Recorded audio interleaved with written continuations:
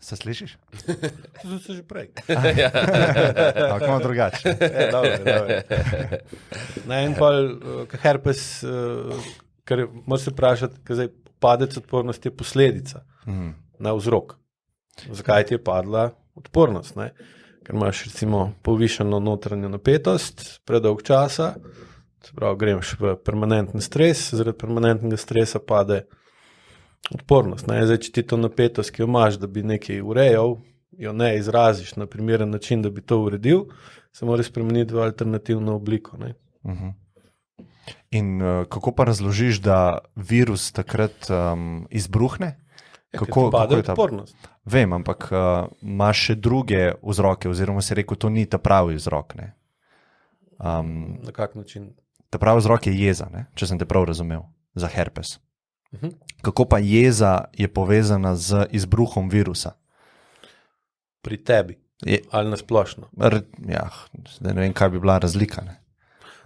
Virus izbruhne ali pa virus izbruhne zaradi tega, ker imunski sistem se umakne. Umakne se pa zaradi permanentnega ali pa kroničnega simpatičnega stanja. Ker recimo ti imaš avtonomen živčni sistem, tam do 15 minut, če je aktiviran, ti dvigne imunsko odpornost, če pa dlje kot 15 minut, jo pa zniža. Pa takrat plus tega se kri, oziroma energija se pred močnim simpatikusu potegne v sredino telesa in pa imaš na periferiji, se pravi respiratorni sistem, manj energije, manj obrambe, kot da bi vojake iz zunanjih obrambnih linij povlekel nazaj v središče trdnjave, ker imaš to brand in pa se razpase in pa rukne ven. Ali lahko mogoče za tiste, ki ne vemo, razlika med simpatikus, parasimpatikus? To sta dve stanji avtonomnega živčnega sistema. Simpatično stanje je takrat, kadar smo v stanju, da moramo aktivno delovati, da nekaj uredimo, spravo boj ali beg. Parasimpatično stanje pa, ko so stvari urejene, ko smo v homeostatičnem stanju, ali pa moramo počivati od naporov, kljub temu, da nismo stvari uredili, gremo pa v parasimpatično stanje. Takrat prebavi pa Ker jaz mislim, da smo mi itak skozi v homeostazi. Ne, mislim, sistem naj bi bil. Narejen je, da je. Sam ni pa jasno, ker na homeostazo konstantno vplivajo različni dejavniki. Okolje, notranje stvari, sistem človeškega telesa, sprav, stari možgani, limbični sistem je narejen tako, da pač poskuša čim bolj vzdrževati homeostatično stanje. Ni pa nujno, da smo v njem, ker pač recimo pride padec zunanje temperature, padeš ven iz homeostaze in potem mora telo odreagirati tako, da dvigne recimo pretvorbo energije v rjavi maščobi v toploto in s tem te se gre, ali pa če še to ni dost, se dvigne mišični tonus, pa ustvari več energije, pa se ti ogrevaš, ampak takrat čutiš, da ti ni prijetno. Greš iz cone udobja. Recimo, ne? To pomeni, človek je lahko tudi na daljše obdobje izven homeostaze. Ja, zato smo bolani. Če nisi izven homeostaze, ne moreš biti bolan.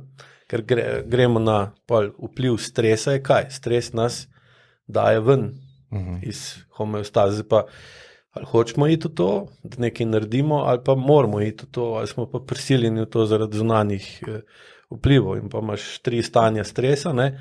Odpor, pa imaš prilagoditev, pa imaš pa izgorelost. In do bolezni pride, ko smo v fazi izgorelosti. To pa pomeni, da smo že dosti dolg časa iz homeostaze. To je lahko pa desetletja, če hočeš. Okay.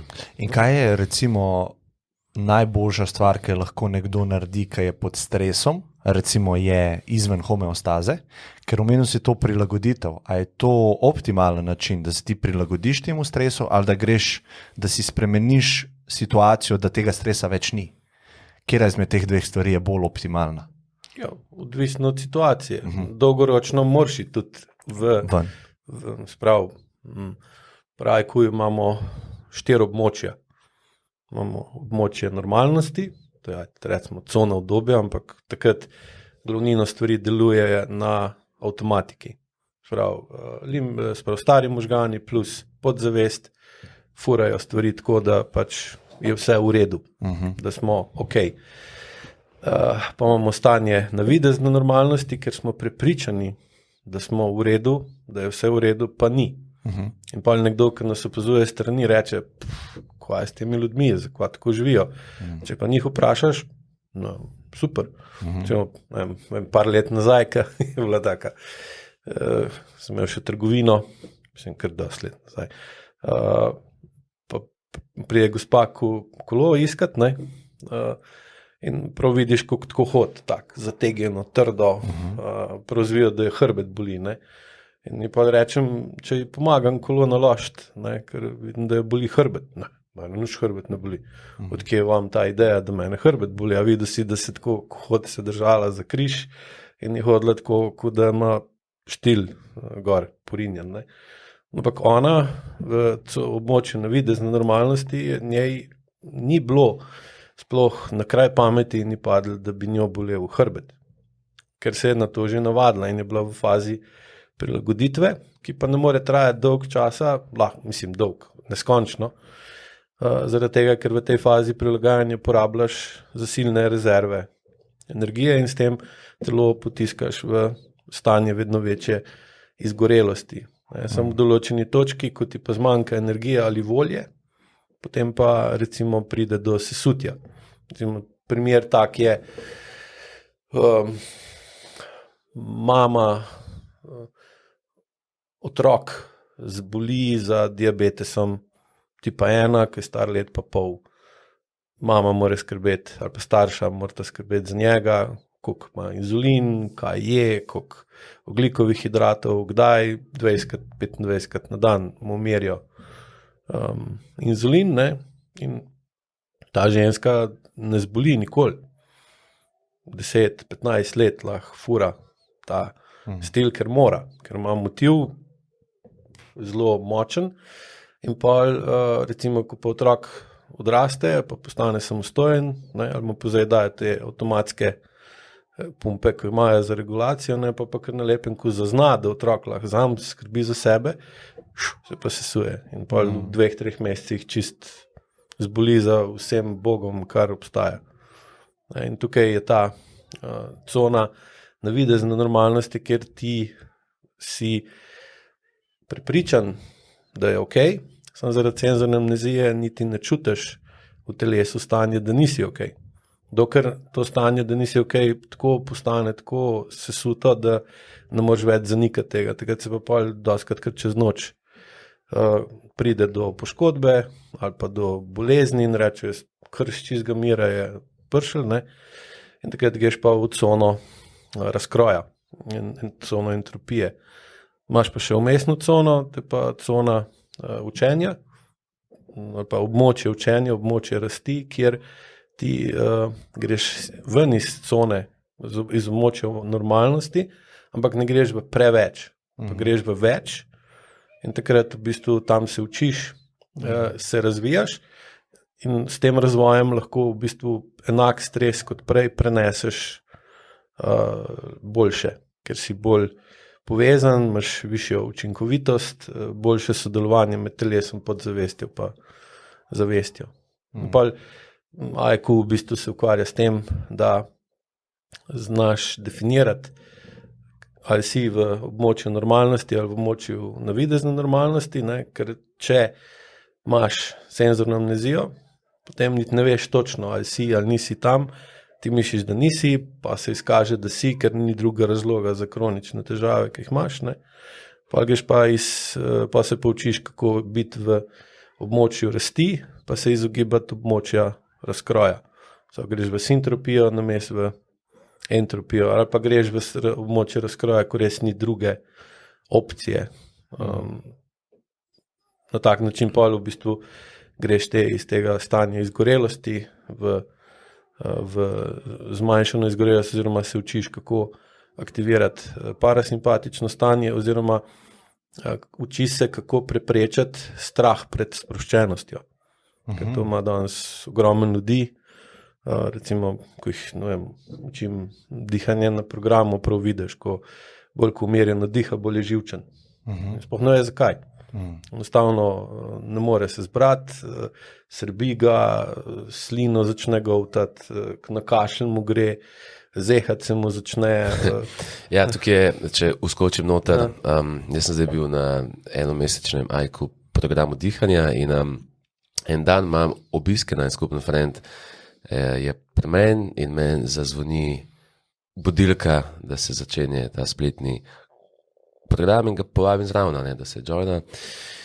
In začnemo mi z dihanjem, naredimo tako 2-minutni uvod, in potem začnemo z dihanjem in hvala Bogu, vi v uvodu poveste, kaj so lahko stranski učinki in se ta fant začne smejati, ker je imel tako od tega, da mu je takoj postalo vroče, jaz pa bila pri meni že pred nekaj časa, vse je ok, potem se uležejo na tla, začnemo dihati in njemu postane ful vroče, zehati, potiti, tako da izkušnja, ki je kar crazy, če recimo bi jo nekdo od zunaj opazoval, ker ne moš jo pojasniti, ni logično, če nimaš nekega poglobljenega znanja o tem, zakaj do tega prihaja. V kateri coni mislite, ali pa katera cona vas bom dan stikal, ker nazadnje sem dobil komentarje, da je Vas bom tikal. da je awkward. Sem mislil, da obema govoriš. To so se že zmenila. Ja. A je to kakšna senzorna amnezija? Strah ima. Strah. Ama? Ne, resno sprašujem, se lahko se malo pogovorimo. Da se malo sprostim. Ker v bistvu ve, kaj lahko vem o njem, ne? In zdaj, če bi mu šel vse to razlagati, bi ga bi dol padel. Straho spoštovanje. V bistvu ne pred mano, ampak pred resnico. Ja. In ti si z vijem držiš osebo bolj tako na distanci, da nismo preveč friendly, pa bi mu lahko preveč povedal in pa bi bil... Tega pa nočemo, sploh na podcastu. Zanimivo, pa se ti tega zavedaš, kar je povedal Aleš. Se ni nujno, da se on tega zaveda. No, se sprašujem. Ne, na tak način definitivno ne bi opisal tega. Ampak greš iskat razlog, zakaj vika, čeprav sem mu že več kot enkrat rekel, že veliko prej, da se lahko tikava, ne? Ne tukaj, ampak tako tudi, ki je bil aktivni, ne? Ampak je tist... Ja, zanimiv. To je vpliv podzavesti na njegovo zavest. In zdaj, če ne razmišlja dobro, je ta vpliv dosti močen, da naredi nekaj, kar dejansko mu ne bilo treba. Ker podzavest pač lahko bistveno bolj vpliva na zavest, kot pa obratno. Tem je tudi problem, ker če ne bi bilo tako, pa bi pač šli. Ne deli tega, recimo, hrbeš imaš preveč napet, nehi, rozga. Ko nisi prej povedal, ne? Ampak če pa to probaš narediti... Sam pa je prvi korak zavedanje, ponavad. Ne more biti. Edin zavest lahko spremeni karkoli. Zdaj, podzavest je v bistvu tradicija, ki jo hočeš spreminjati, ker ti ne ustreza. Sam tradicijo spreminjati, pa vemo vsi, da je zelo težek del in se ne da kar tako spremeniti, ampak pa traja pa, ne. Zdaj, če se ukvarjaš pa še s telesom, z dihanjem, pa lahko z vseh koncev počasi začneš predstavljati v tebi bolj željeno smer. Da se vrnemo zdaj. Ja, moje vprašanje je bilo, katera cona je najbolj naseljena danes? Ta druga, cona navidezne normalnosti. Postavite se usete se nek zram ceste, tam, kjer veliko ljudi gre, pa jih opazujete, kako hodijo, ko grejo mimo. Pa se vprašate, so napeti, so sproščeni, zakaj zvok, ki ga proizvaja tak, zakaj v eno stran visi, zakaj v drugo stran visi, kak izraz ima na obrazu, ali ta izraz ustreza tistem, kar se trenutno dogaja, in pa prav šokiran si, koliko dejansko, jaz mislim, da v Ljubljani ne bi mogel več enega najdeti. Razen, če bi skočil prišel na sodišče. Ja, to je ful podobno. Jaz se spomnim, ko sem nekaj časa živel v strogem centru, tam pri Šuštarskem mostu in pod mojimi okni je ves čas bila masa ljudi, ki je hodila mimo. Ne? In enkrat je en komentiral, pravi, a si opazil, da je skoraj vsak drug moški danes že plešast. In od tistega pogovora naprej, zmeri, ko sem pogledal dol, sem videl plešaste moške, veš, od zgoraj dol. Ja, in lepo vidiš. Ja, no in to, kar si ti zdaj rekel, je imel zelo podoben efekt. In sicer, spomnim se, ko si prvič omenil to, da naj bom pozoren, kako se ostali ljudje premikajo. In s časoma se mi zdi, kot da sem dobil sposobnost, kot da sem spregledal še nek višji ali pa nek globin nivo, kot sem ga imel prej. Recimo, par stvari je, ki jih opažam in mi mogoče grejo že malo na živce, ker včasih jih nisem pa ostalih opazil, zdaj pa jih. Eno je to, da zelo veliko ljudi baca z nogo, oziroma trese nogo med tem, kar sedimo. Recimo v pisarni, delaš na računalniku ali pa si na sestanku, dobene potrebe potem, da plešeš z nogami in pol ljudi ali pa 1/4 se mi zdi, kar plešajo. In to je v bistvu nekaj, kar sploh ostali več ne vidijo ali pa se ne zdi nič čudnega. Dokler ne greš analizirati, zakaj imaš ti zdaj potrebo, da premikaš nogo oziroma da treseš nogo. Recimo, mi smo se zanj pogovarjali, nekaj, kar sem tudi jaz imel, pa sem pa te opazil, je božanje po svoji levi ziziki. Levi. Levi, ja, to pomeni klemen, doskrat med pogovorom, ker recimo včasih zih ne bi opazil, pa tudi ti nisi zase opazil, ne? Si z desno roko segel po levi prsni mišici, ne, pa se masiral. Veš, neki taki tiki, ker če nisi pozoren, sploh ne veš. No, recimo, najbolj ekstrem ali pa zanimiv primer je pa en fan, ki skupaj delamo, ker smo nekaj časa nazaj opazili, da med hojo premika samo eno roko. In to ni opazil nihče, niti on. Dokler jaz tega, on sploh ne, dokler jaz tega ne opazim. In ta fant danes zmeri, ko hodi, je še bolj awkward, zato ker nekako mu ne uspe normalno premikati druge roke in zdaj hodi tako, da roke v žep. Ampak do tega momenta noben sploh ni opazil, da on je v bistvu precej awkward pri hoji. Dokler nisem jaz tega zdaj s pomočjo IQ-ja opazil, kaj še, da bi ta fant razumel, zakaj pride do tega, da je zakrčen pa tako naprej. Kjero roko pa? Desna. Desna. Ja, desna.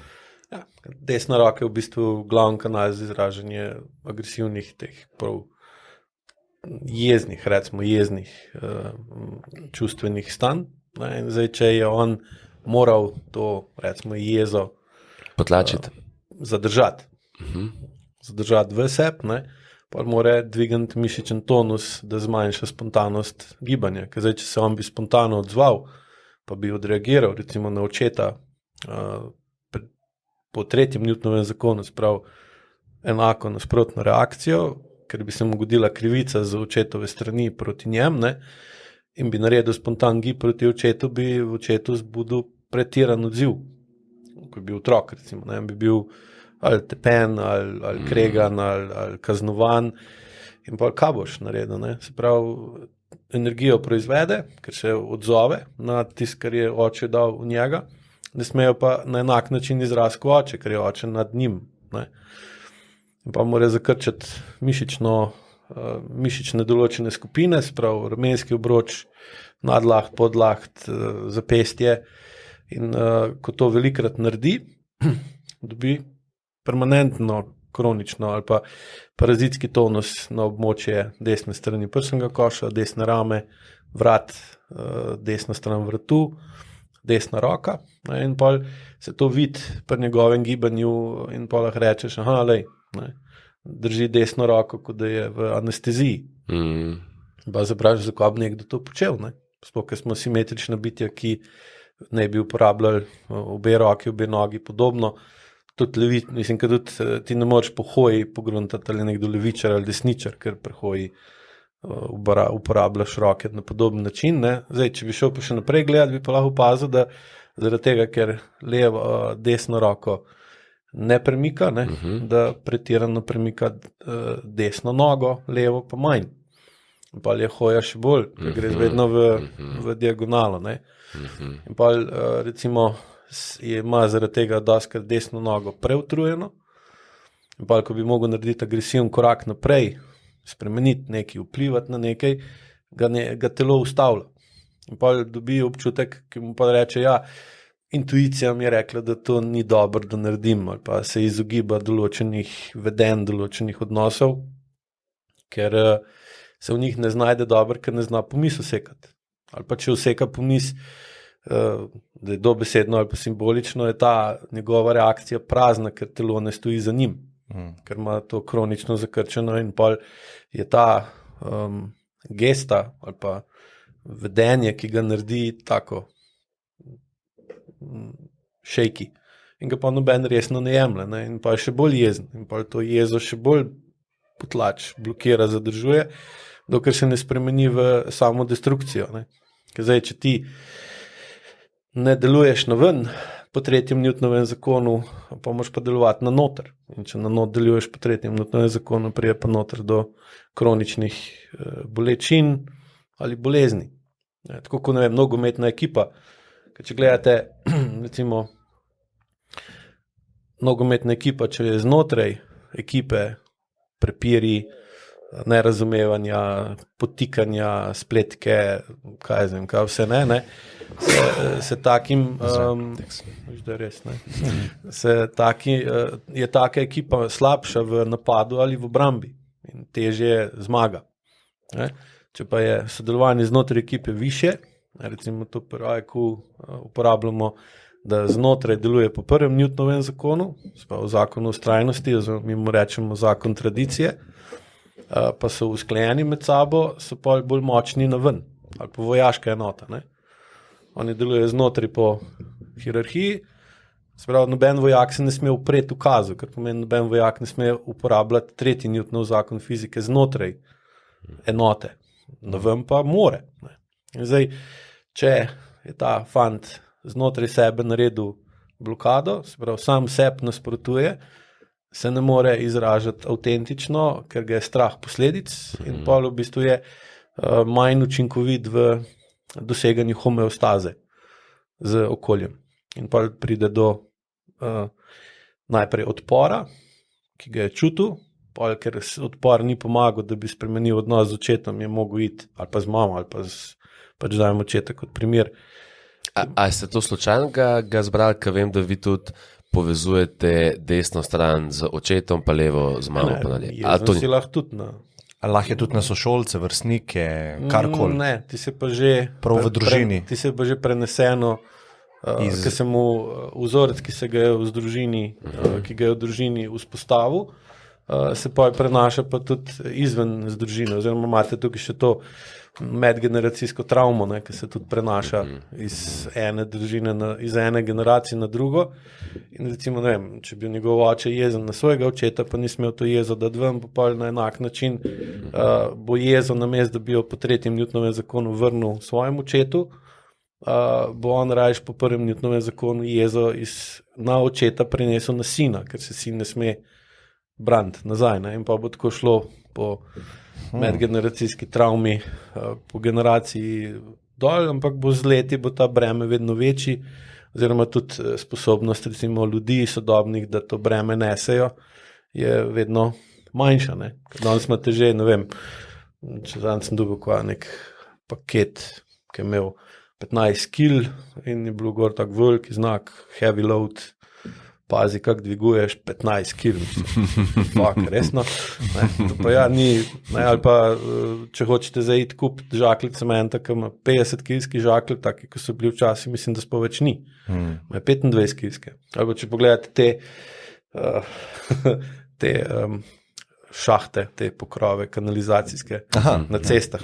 Zdaj ste videli, da niso več oni veliki, ampak so 2 polovice, zato da ga lažje odprejo, da se delavc ne bo, ko dvigne pokrov od jaška, ki ima 20 kil, 25 kil, se lahko kaj naredi.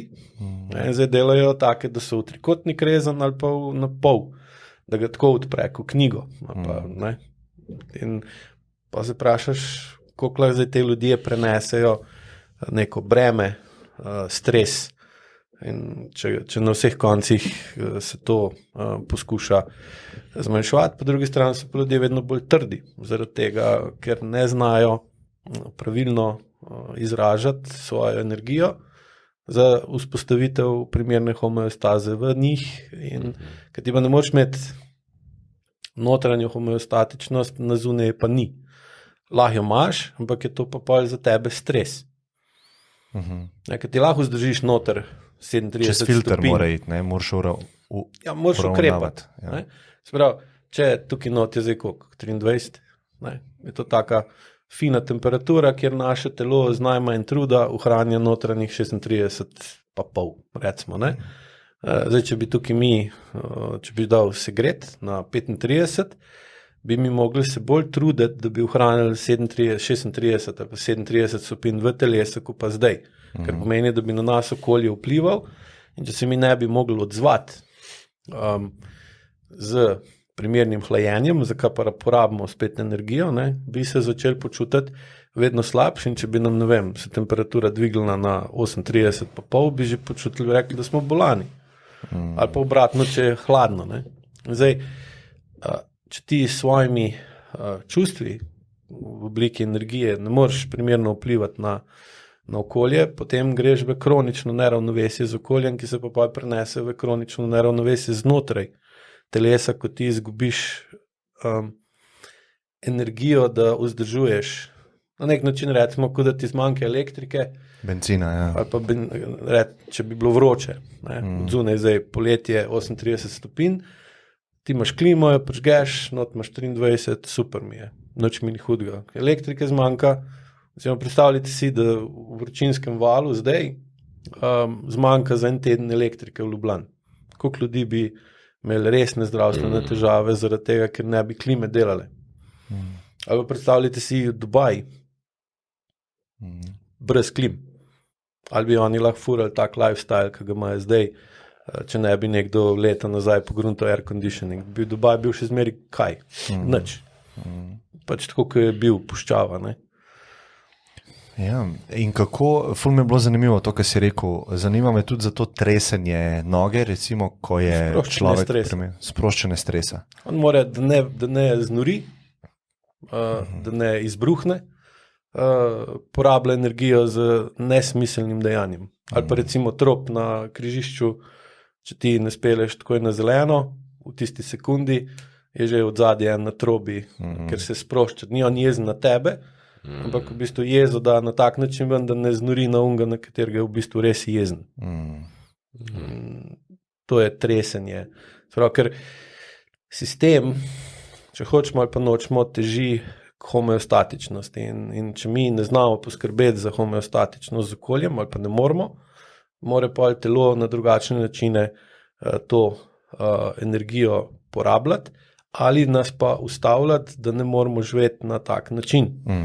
Ker pomeni, pa zbolimo na tak način, da zgubimo energijo, da smo, ne vem, tudi COVID, vam vzame kaj, umiri vas, v bistvu vas polož na hrbet in ne morete tudi dihati, ne morete. Se pravi, ampak kon se pa dogaja se ljudem, ki so dejansko prekurjeni, ki imajo več različnih kroničnih bolezni, kar pomeni, da že dlje časa živijo preko svojih dejanskih zmogljivosti. Ampak to, da sem jaz dobil COVID, pa da me ni čist, kako bi rekel, sploščil, da nisem obležal, je vseeno nepovezan s tem, kako jaz živim. A bi se strinjal s tem? Ne. Ali ta človek, ki živi v homeostazi, živi najbolj optimalno, recimo damo enega popolnega človeka iz tega vidika, on ne more dobiti COVID-a. Mislim, COVID je bolezen, ampak lahko koronavirus v njemu. Dobi ga, sem na njega ne bo bistveno vplival. Aha. Ali pa bo prišlo do manjšega disbalansa, ali bo pa rekel, da je asimptomatski oboleli. Zdaj, bolj, ko je pa nekdo že izven ravnovesja na splošno, sploh če je recimo po IQ-ju letalo, se pravi, da ima povišen notranji pritisk, taka oseba ima že tako problem z vdihom, ker ne more vdihniti kvalitetno, ker ima previsok tlak v trebušni votlini. In pa trebušna prepona ne more iti dol, je za njega vsak vdih izziv. Pa dobi pa še COVID, ki sesuje že tako dihanje, je pa že preveč. In pa lahko pride do takih obolelosti, da morajo iti na intenzivno oddelek in tako naprej. Ne, ker lahko je tudi, recimo, poznamo zdaj primere, že nekaj časa to traja, eni zbolijo zelo, eni malo, eni sploh ne občutijo, ampak verjetno je tudi nek del tega genetski, se pravi, da ni povezan s tem, kako jaz živim ali pa kakšne travme imam. A bi se strinjal s tem? Del je genetski, samo velik del je pa epigenetski. A bi lahko procente dal? Ne. Je veliko večji ta epigenetski? Ja, mislim, da ja. Oziroma po izkušnjah, ki jih imam pri strankah, recimo, definitivno je način, na kakega je on sposoben vplivati na sebe, pa na okolje, da je bolj ali manj uravnovešeno, ali se začuti, da ima dost, ali se začuti, da je šel ven v cono razkroja, pa se vstal, se umakne, ali ga mora pa bolezen postaviti v tisto. Ker ko smo dlje časa v coni razkroja, se pravi, ko pretiravamo, pa se more priti do kaznovanja z vidika zakona časa ali pa zakona o ravnovesju, se pravi gravitacije, da če smo iz ravnovesja ali pa če gremo prevečkrat, predaleč, premočno, nas bo sistem postavil na realna tla, ker takrat bo telo zgubo toliko energije ali pa se bo toliko izčrpal, da ne bomo mogli več normalno funkcionirati in takrat zbolimo. Za katero bolezen je pa pač odvisno od vsake posamezne situacije, tako kot tudi COVID. A imaš ti, Klemen, kak tik, ki si ga recimo prepoznal? Ne, ampak hotel sem še nekaj vprašati, ker mi je bilo zelo zanimivo grizenje nohtov. Ljudje, ki recimo dostikrat vidim na letalu, ko se nič ne dogaja, ljudje začnejo kar sebe jesti. Pa sem vedno se tako spraševal, tudi tako čisto laično se mi zdi ena taka živčnost tudi, da se nekaj dogaja. Umirjanje. Uporablja energijo, se pravi, zaposli zobe, da ne renči, da ne grize, sprazni energijo, ki jo dobi v območje ust, da bi jo dal ven skozi pogovor, ali pa govorjenje, ali pa kričanje, ali pa karkoli. Po drugi strani si pa še kremplje, da nima krempljev. Zdaj, če hočete vi nekoga popraskati, ali pa da, če nekoga videti ne morete, bi mu najraje oči ven spraskali. In če nimaš nohtov, je težji. Se pravi, tvoj grip, ko nekoga primeš, je tudi od tega odvisen, koliko nohtov imaš. Zdaj, če nohte ful pogrizeš, sam se pomejiš svojo agresivnost pri vplivanju na druge. Se pravi, podzavestno si orožje vzameš. Ja. Ko bi, ne vem, kom režejo kremplje, kjer je živali, mačkom, ne, mislim, da ne. Tudi. Ja, psom, mačkom. In kaj pa on zgubi s tem? Del svoje agresivnosti. Zdaj, ko vam pes, ne vem, s kremplji popraska parket, kaj je to? To je v bistvu vpliv na parket skozi 3. Newtonov zakon, se pravi, in pol dela nered, recimo v stanovanju, in pol, če mu to porežeš, ga ni več. Sem s tem si pa na njega vplival, da ni več tak, kot bi naravno mogel biti. In lahko rečeš, da je to, če gledaš z tega konteksta, podobno kot ta fant, ki je desno roko imel imobilizirano. Zato da zmanjša neželjen vpliv sebe na okolje, v katerem živi oziroma deluje. Zelo zanimivo. Si ti hotel kaj glede tikov? Jaz bi drugače šel na dihanje, bolj podrobno. Ja, kaj je, to meni IQ ima več sklopov, ne? Kaj so ti sklopi? Eno je dihanje? V bistvu je IQ metoda kot taka, ima še pod funkcijo, se pravi IQ dihanje, kjer se predvsem fokusiramo na dihanje skozi principe IQ metode. Oziroma dihanje dojemamo kot življenjsko funkcijo, ki skrbi za ali pa omogoča oziroma vpliva na količino življenjske energije, ki jo oseba ima in more pa, če hoče to življenjsko energijo manipulirati, da jo poveča ali pa da jo zmanjša, za potrebe funkcije ali pa vedenja manipulira z dihanjem. Ne. In zdaj dihanje ima pa to posebnost, da je v bistvu edina od teh glavnih življenjskih funkcij, na katero imamo delen zavesten vpliv. V bistvu ima vsak lahko delen zavesten vpliv, ker imate tudi druge pa življenjske funkcije, na katere ljudje, ki več desetletij delujejo, recimo utrip, koliko so topli, kako me je prebavo, kako me je presnovo, se tudi da vplivati zavestno, ne samo večini ljudi to ni dostopno, oziroma noče vložiti toliko časa pa pozornosti, pa pridobitev znanja, da lahko recimo dela tako, ne vem, menihi, določeni jogi, podobno, kar rečeš, wow, hvala je kaj zna, ne, sam če hočeš pa to ti ponoviti, ti bi rekli, šmo ga ne 20 let, pa čist spremeniti življenje, da boš to ti lahko to počel, od nadihanja lahko vsak vpliva.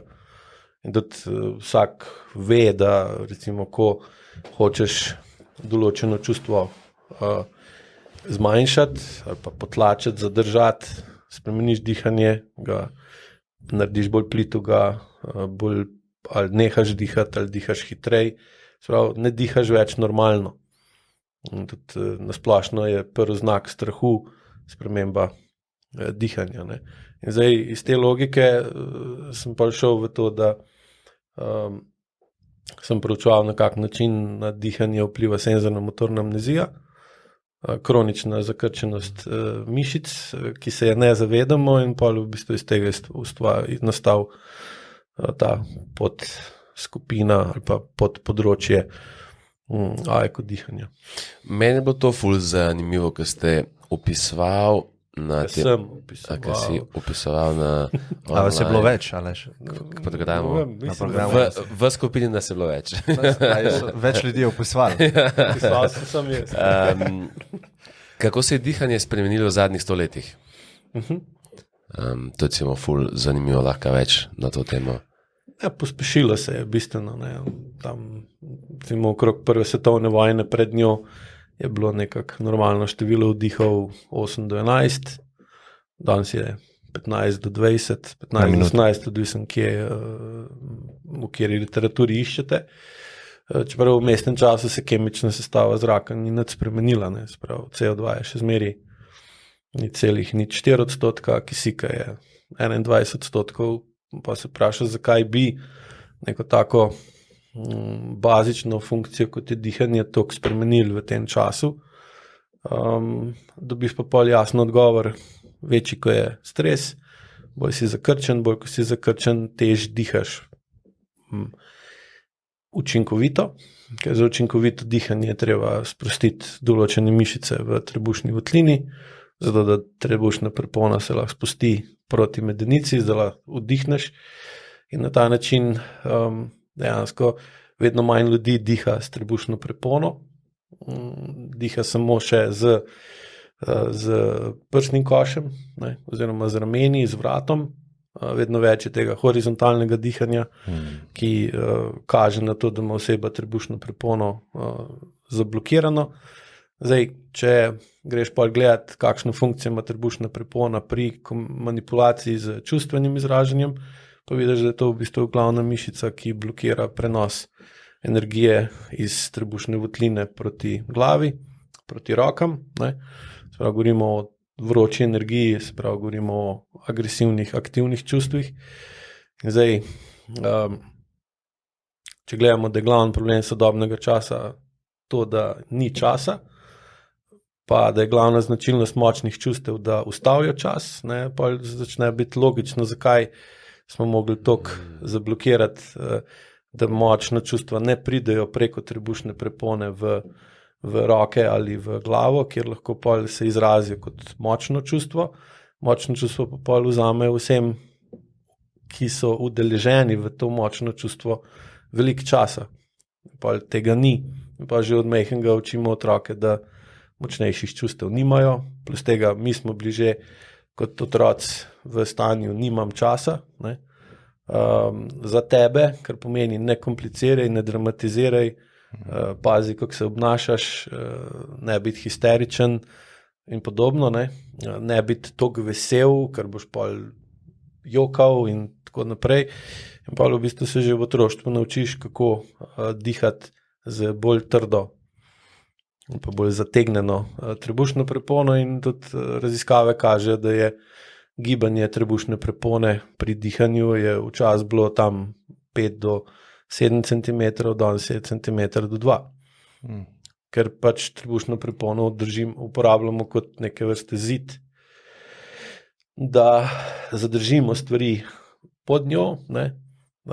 Ali pa na ta način dihanje popačimo, da ne moramo več dihati v cela pljuča, pa da ne polnimo pljuča od spodaj navzgor, ampak da dihamo samo še v ta zgoren del. Ne? Druga stvar je pa še ta, da če ti dihaš od spodaj gor, aktiviraš parasimpatično stanje,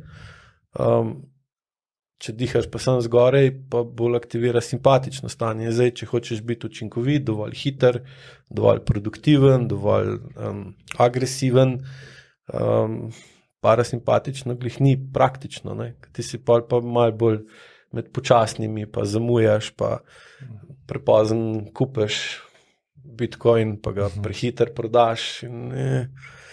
Pa je tako dihanje, hitrejše dihanje v zgoren del prsnega koša od zgorej, sem v zgoren del pljuč, v bistvu deluje kot nekaj časa, kot da si na nekem energetski pijači, ker si hitrejši, bolj si pozoren, sam pa pride pa do tega, da se skuraš.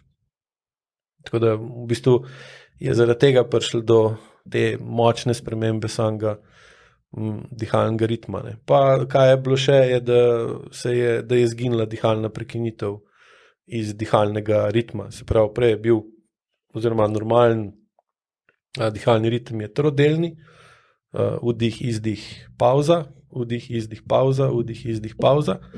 Danes imamo samo še vdih, izdih, vdih, izdih, vdih, izdih. Je to spet ta vmesen čas, ki ti nudi premislek, kaj bo zdaj naredil naslednje, je v bistvu zginil, zaradi tega, ker če preveč razmišljaš, boš prepozen, te bo nekdo prehitil. In ko na programu dihanja ko jih učiš dihalno prekinitev, pa reč, ok, do konca izdihajte, zdaj pa 15 sekund ne dihajte, morate je živčni, ker ko jih vprašaš po programu in kaj ste čutili v teh 15 sekundah, koliko bi lahko drugi stvari ta čas naredil, na živce mi je šlo, ko sem poslušal svoje srce, koliko bije, ki ga nikdar ne slišim, ali pa rado sem nervozen že po 5 sekundah, ker mi je to čist mim, da tukaj ležim, pa nič ne počnem. Ne? Čeprav je počitek sestavni del življenjskega ritma. Ne? Tako pač imaš dan za delati, noč je za počivati. Ne? Zdaj, če se tega ne držiš, pa zboliš, ker kršiš zakon časa. Ne? Ja, ful je bilo zanimivo, ker v prvih dnevih na tem spletnem programu dihanja smo mi praktično ležali na tleh in dihali. In pa na koncu Aleš zmeri vpraša po nekem feedbacku, kaj se je dogajalo v folku. Ne? In še enkrat, folk je samo dihal, ampak kaj folk na koncu govori? To je bilo, jaz sploh nisem verjel, da smo na isti terapiji bili zdajle. Ležali smo na tleh pa dihali, pa to sploh ne neko, nič zelo posebnega, no? Mislim, ok, je posebno, ampak na zven... Ja, tako, nič ekstra. Na koncu, folk je doživljal stvari, ki sem bil tako, noro. Kaj je ven prihajalo, kaj so fizično čutili, neke čustva, neke misli. Smo tako, hudo. To je v bistvu kot neko vodeno dihanje zgleda. Ti jim v bistvu govoriš. V bistvu je vodeno gibanje. Gibanje v bistvu. Kako se ne gibajo, zraven pa dihajo. Gibanje vodiš na tak način, da jih peleš v to, da zavestno spreminjajo mišične tonuse na način, ki je značilen za pravilno dihanje. Zdaj, nekdo, ki ima pa težave z dihanjem, oziroma težave povezane z nepravilnim dihanjem, je pa logično, da nima pravega nadzora nad mišicami in da so njegove, pri vdihu stisne trebuh. Čeprav je to čist narobe, glede na obliko in na strukturo in funkcijo respiratornega sistema in kakšno dihanje ne bi bilo. Se pa trebuh razširi, ne? Ne. V bistvu se spremeni obliko trebušna votlina.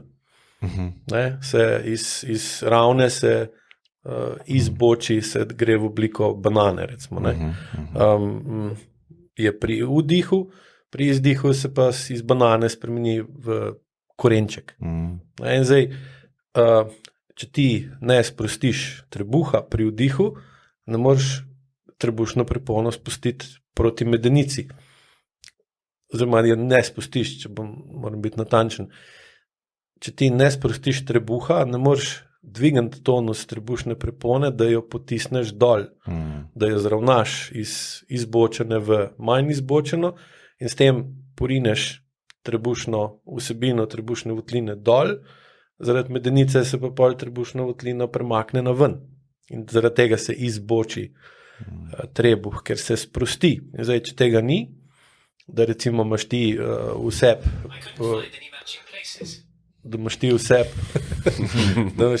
recimo močno potlačen strah, kar pomeni, da moraš imeti kronično zakrčen trebuh, ti ne moreš pri vdihu trebuh sprostiti, tudi če si ga želiš, ali pa ga hočeš sprostiti, pa ne gre. Zdaj, ko jih vodiš na primeren način, ljudje to opazijo. In pol, ko to opazijo, čeprav se skupaj izgleda, če bi na kameri gledal, da se nič ne dogaja, ni nekih velikih gibov, pa ne vem kaj, ampak jih skozi usmerjaš.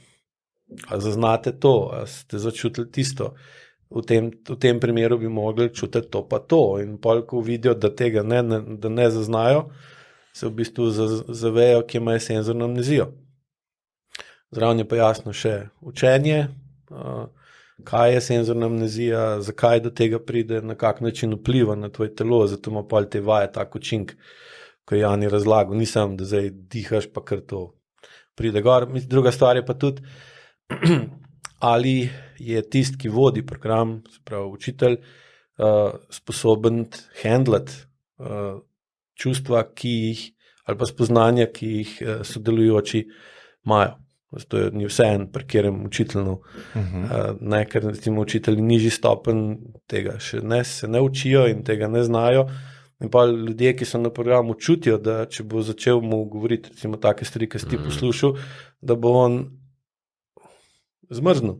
In pa niti ne začnejo, niti ne grejo to, ali pa tudi učitelj, ko jim govori, pa jih recimo jim reče med, ne vem, ko hočejo globoko dihati, pa ne morejo, jih vpraša, ali ste kdaj bili tako težko pokriti, sploh starejši, recimo, ki so še 50, 60, 70 letniki, ki so še spali v zelo hladnih, kot otroci, v zelo hladnih sobah in so jim dali na njih kovtre, odeke in je bilo to toliko težko, da so v bistvu se sploh premakniti nismo mogli. In če si hotel ven iti na stranišče, si v bistvu mogel nekoga poklicati, da te je odkril.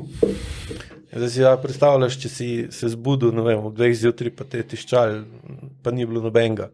In pa tukaj pride do močnega strahu, moraš močno stisniti notranje stegenske mišice, medenično dlo, spodnji del trebuha in držati to do zjutraj.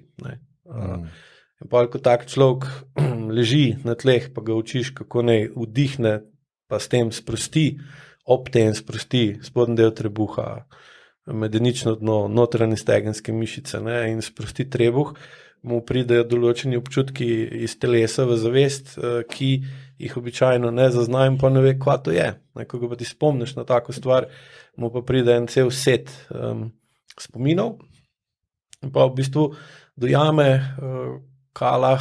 zakaj ima recimo že desetletja težave z vnetim mehurjem ali pa zakaj s koleni tolče eno ob drugo, ko teče. In pol, ko to dojame, pol lahko se gre, recimo, pride do določenih spoznanj, ki jih razume in jih s tem sprejme in pa lahko gre spreminjati sebe skozi proces, ki ga v AEK uči.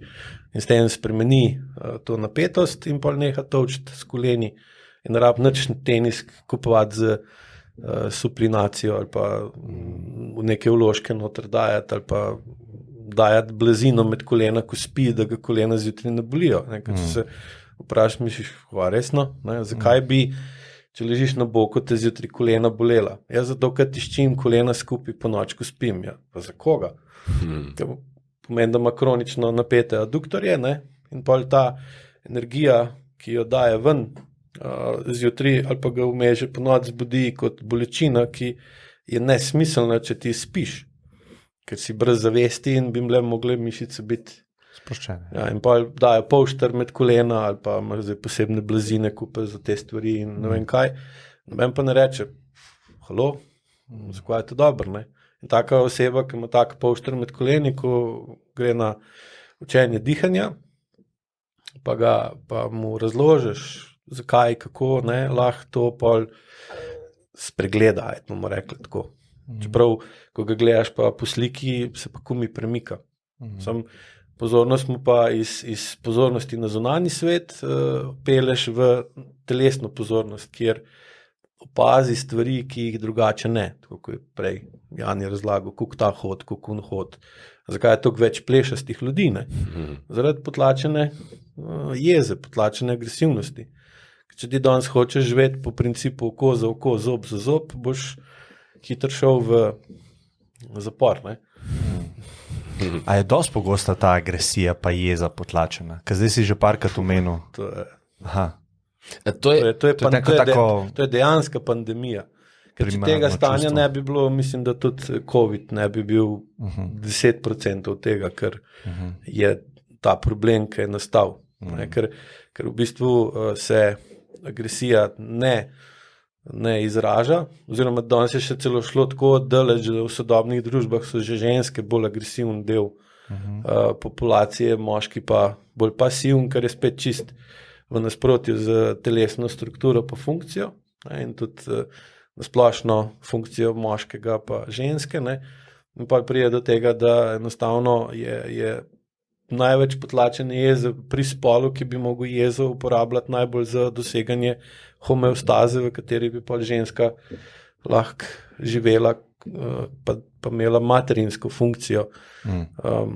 Ne pa da vidite, recimo, kako poljubljan z avtom ženska z 2 otroci od zadaj nori, pa zelo agresivno voz. To je čist v nasprotju z naravno funkcijo matere. Ne? In pol ta otrok dobi čist zmedeno sporočilo in pol, ko bo on imel otroke, bo spet kaj, ne? Nadaljeval isto zgodbo z še hujšo obliko, ali pa ne bo imel otrok, ker bo enostavno čutil, da noče biti. Ja, največja težava se mi zdi, je, da se ljudje sploh ne zavedamo agresije, ki je v nas, oziroma, ja, recimo, ko so se midva prvič pogovarjala o tem, pa si rekel, da imam neko potlačeno agresijo, sem rekel, ne, jaz sem najmanj agresiven model, tako nikoli nimam akcij, ki bi kazali na to, da sem jaz agresivna, ne? In mi je bilo zelo težko razumeti to, na kak način imam zdaj jaz agresijo, ali pa preveč te agresije, ne? In se mi zdi, da je točno to težava, ne? Ker ljudje sploh ne prepoznamo, da je to v nas, naučili smo se, da tega ne izražamo, ker zdaj marsikdo to posluša, reče, to nisem jaz. Recimo, če bi jaz to poslušal nekaj časa nazaj, bi rekel, to je moj zadnji problem, ki ga imam, da imam neko agresijo, ki jo nisem dal ven. Ne? Različno je po moje. Eni pa, ja, to je točno To za mene. Ja, različno. No, ni zdaj tudi point dati ven ali ne, ker recimo pravi, ko delamo veliko razliko med izražanjem čustva pa med učinkovitim izražanjem čustva. Ogromno ljudi je agresivnih in se obnaša recimo agresivnje pri športu, agresivnje v službi, poslovno, na cesti, recimo, ko pa bi mogel to agresijo kot energijo, ki zdaj pravi, ko agresijo dojemamo kot gibanje, ki te premakne proti nečemu. Lahko je tudi nasilno. Se pravi, sila je v bistvu, ne? Ja, vektorska sila. Se pravi, govorimo o kinetični energiji, ki jo usmerimo zato, da nekaj spremenimo. In to je agresivno čustvo oziroma agresivno dejanje. Ne nujno agresivno, kot se danes uporablja pretepanje, nasilje kot tako. Čeprav jasno, nasilje je samo po sebi agresivno dejanje. Sam je največkrat destruktivno oziroma neproduktivno, ne pa vedno. Ker včasih moraš tudi se agresivno odzvati in uničiti tisto, kar te moti, ovira, ogroža ali omejuje, če ni druge variante. Ne? No, a je produktivno, recimo, fantje danes rečejo, dam parkrat na tedni sebe agresijo, pa grem na boks ali pa na fuzbal. Ne, to ni učinkovito izražanje čustva. No, če se potem naslednji teden spet ponovi, da ga ima spet toliko, da mu ga mora dati ven. Kar pomeni, da on energijo, ki bi mogel usmeriti v urejevanje odnosov, ki ga postavljajo ven iz ravnovesja, alternativno uporabi na drugačen način, da s tem ne spremeni tisto, kar ga dejansko moti, ovira, ogroža ali omejuje. In to je lahko z boksom, lahko je z tekom, lahko je z... Sprav nek beg stran od dejanskih vzrokov oziroma potencialnih rešitev. Dejansko je ohranjanje navidezne normalnosti. Da je vse v redu, sam, če ga pa vprašaš, okay, kaj se pa zgodi, če 3 dni ne greš na kolo, pratom živčen ka pes, sebi izgrizel ali pa ful herpes se mi naredil, pa nekaj. In pa, zakaj? Mislim, zakaj zdaj moreš iti na kolo, pa gon to klanc, ka zmešan. Pa, ko priješ pa domov, pa vidiš, da te neki mot, pri ženi ali pri otrocih, ali te mama pokliče, pa spet z očmi zaviješ, ali pa imaš v službi tak odnos, kjer si leta že v nekem konfliktu z okoljem, pa nič ne narediš, kar pustiš. Ampak si pa odvisen od tega, da če pa ne greš po službi pol teč, boš pa naslednji dan v službi že teže prenašal te ljudi. Pravim, pol s tekom, v bistvu s tekom izražaš energijo, ki se je nakopičila, da bi jo lahko uporabil za reševanje stvari v tvojem okolju. Ker zdaj tako, če hočeš narediti korenito spremembo, potem moraš uporabiti 3. Newtonov zakon, ker prvi ni dosti močen. Če hočeš ti avto poriniti z mesta, moraš se orank upret pa pritisniti in to je 3. Newtonov zakon. Ko enkrat pa avto že gre, se kotali, pa sam dodajaš ali pa ohranjaš gibanje, to je pa prvi. In zdaj za 3. Newtonov zakon fizike, uporabo 3. Newtonovega zakona na ven, moraš biti dovolj povezan, dovolj sproščen, da se mišice regenerirajo, da lahko ustvariš močno energijo naenkrat, tako ne vem, ali imaš dosti energije v akumulatorju, da lahko avto vžgeš, ali nimaš. In zdaj, če ti nisi naučen skozi odraščanje, kako pravilno uporabljati 3. Newtonov zakon fizike, ga ne uporabljaš, ali ga pa ne smeš uporabljati, ali pa poskrbiš, da ga ne moreš uporabljati. Pomeni, da si skozi dovolj utrujen, da ne moreš narediti bistvenih korenitih sprememb, ker se bojiš posledic. Pa določenega odnosa ne moreš premakniti iz mrtve točke, zato rabiš 3. Newtonov. Ne moreš ga prekiniti, to je spet 3. Newtonov. Ne moreš korenito spremeniti odnosa, ker tukaj bi mogel spet dati veliko energije, ampak spet na prav način, ob pravem času. Ker če boš ti rinil zid, boš uporabljal 3. Newtonov, sem s tem avto ne boš premaknil. Če boš rinil avto na napačni strani, ne boš dosegel, recimo, če rineš ga bočno, ne bo užgal.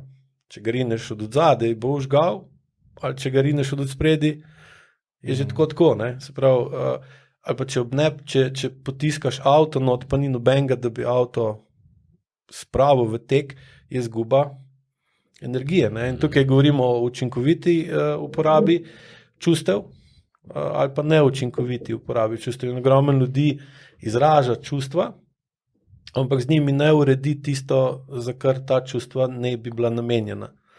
Kar pomeni, ne ustvarja homeostazo in s tem pa v bistvu je obsojen na permanentno alternativno uporabo čustev, ali skozi spuščaje, vročine, smrčanje, astme, apneje, kronična vnetja sinusov. Mislim, ali pa, če se pogledate, kako ali vam močne bolečine v kolenih olajšujejo uporabo 3. Newtonovega zakona na ven, ali vam ga otežujejo. In pa se lahko vprašate, zakaj vam kolena sesuta, kar pomeni, da uporabljate 3. Newtonov zakon fizike v sebi, na sebe, znotraj sebe. In ste pa kot nogometna ekipa, ki je med sabo, tako Real, recimo zdaj, ne, ki je med sabo skregana in niso tako dobri, kot bi lahko bili. In pa menjajo, zdaj so Zidana, mislim, da ne danes. Zakaj? Zato, da bojo dali druga dirigenta, da bo recimo povečal uporabo 1. Newtonovega zakona znotraj ekipe, da bojo bili bolj učinkoviti v igranju proti nasprotniku. Ne? Ja, to je ful zanimivo, ker tako danes smo začeli ploskati nekim dejanjem, ki jih ljudje počnemo, zato, ker jih ne štekamo. Za primer. Nekdo vsak vikend mora preteči ultramaraton in mimo ploskamo, bravo, vsaka čas, kjera volja, kjera disciplina, tako naprej, a v bistvu ta človek beži pred ženo, pred službo, pred nečem. Tako da mi pa mu ploskamo vsakemu čast. In se mi zdi, tukaj je nek konflikt, da sploh ne prepoznamo nekih stanj, ki niso normalna ali pa ki naj ne bi bila zaželjena, mi jih pa nekako damo na pedestal, da rečemo, ta človek je super. Ja, ker če bi jih prepoznali, pa bi mogli nekaj narediti s tem. In to je ono, ko ti ležiš, pa ne dihaš, pa veš točno, da je razloženo ti, da imaš v celicah, v krvi dovolj kisika, da če ti 15 sekund ne vdihneš, da to ne morete na noben način ti narediti neko živčnost, neko anksioznost, ti jo pa čutiš. Od kje? Problem pa je, posebnost tega pristopa pa je, da v bistvu sproši tebi tako močne občutke, da jih ne moreš zanikati. Ne moreš reči, ne, se ni nič. In pa začne se čohati po glavi, pa se že sprašuje, čak maja, zakaj? Recimo ta tvoj, ko si rekel, da je moj ratelj vroče.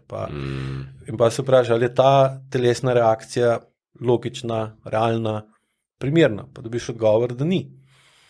Pa je pa čisto odvisno od človeka. Eni rečejo, me ne zanima ali pa whatever, ker enostavno začuti noter, da če bo šel kopati naprej, da bo lahko prišel do stvari, ki mu niso glih všeč. Še posebej to velja za odnos do staršev, ki je v bistvu glavni problem, ker bi takrat mogli v bistvu uporabljati 3. Newtonov zakon proti njim, če so nam oni naredili, recimo, krivice, ali pa so se kljub dobrim namenom do nas obnašali, recimo tem, nestarševsko, sprav, da so bile velike travme, ali pa pogojevana ljubezen, ali pa pretirana skrb in vse to, ti pa kot otrok poskušaš nekaj dopovedati, sam te ne slišijo, ker sledijo tradiciji, taka, kaj je bila.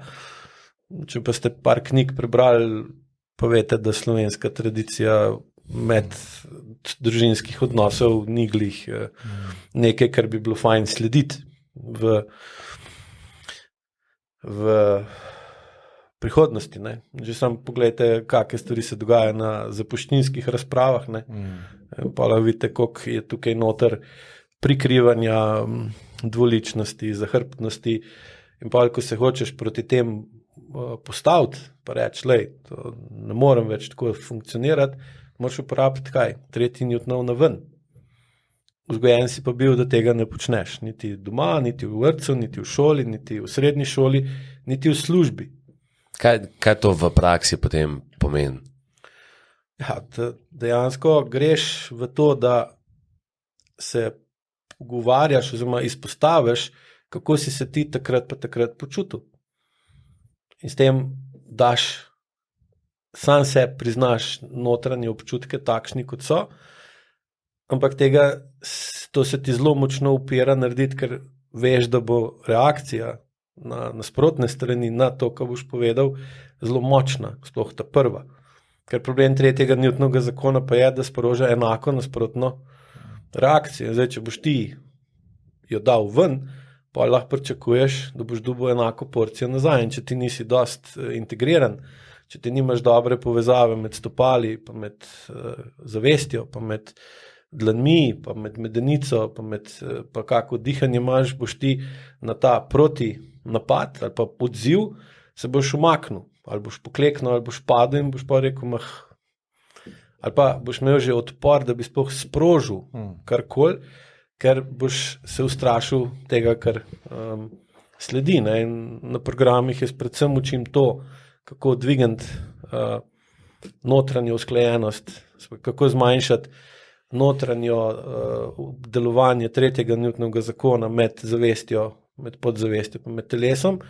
In bolj, ko si noter usklajen, večjo, ko imaš integriteto, bolj boš lahko ti kvalitetno uporabil svojo čustveno energijo za urejanje odnosov, čeprav bo najprej neprijetno, pa težko, ampak boš s tem prekinjal ali pa spreminjal tradicijo, ki lahko vidimo danes, recimo, koliko so pogoste kronične bolečine, koliko je poškodb, koliko je težav v razvoju, gibalnih težav in vsega tega.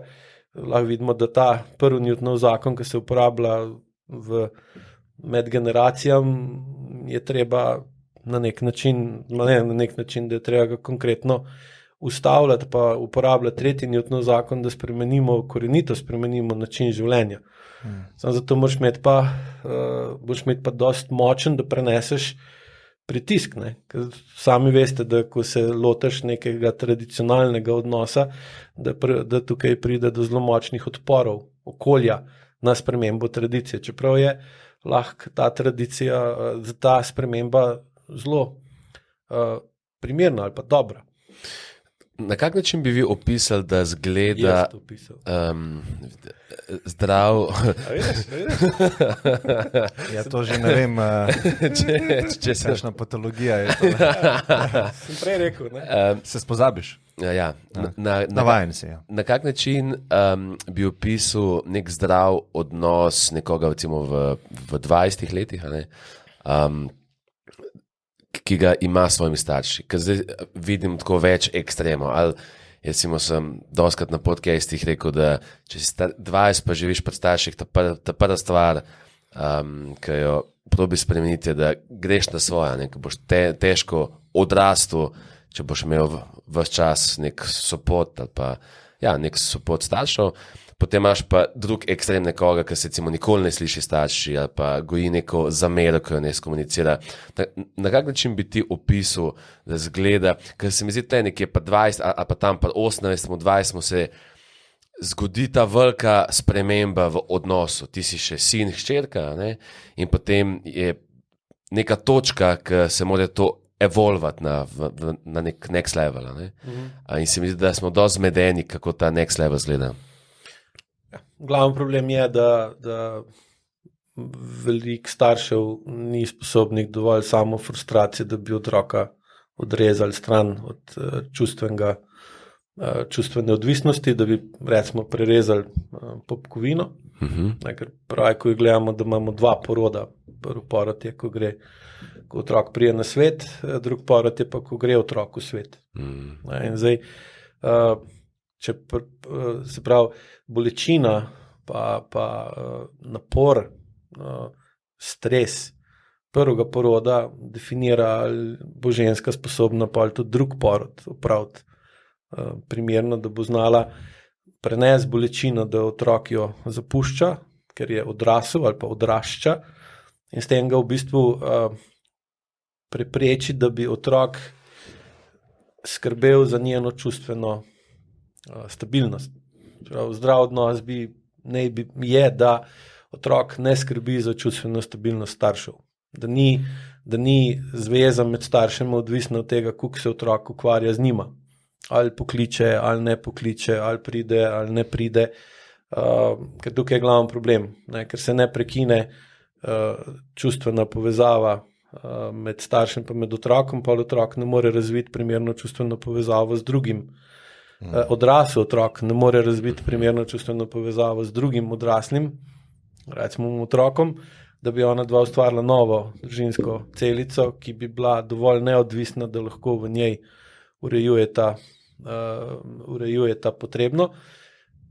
Ker običajno je tako, da ker čustven odnos med očetom pa mamo ni v redu, potem mora otrok intervenirati in poskušati dajati tista čustva, ki jih v družini manjka, tistemu, ki mu manjkajo. In pa on prevzame preveliko odgovornost za čustveno delovanje družine in pa je on v bistvu zelo pogosto najbolj zrel in odrasel v družini.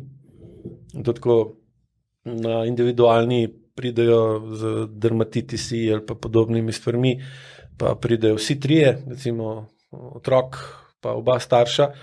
Zelo pogosto vidiš, da je v bistvu starš tisti, ki jih drži skupaj, to je pa za otroka čisto prevelika obremenitev. A kaj drži skupaj? Družino. Aha, Starš ali otrok. Starša, ja.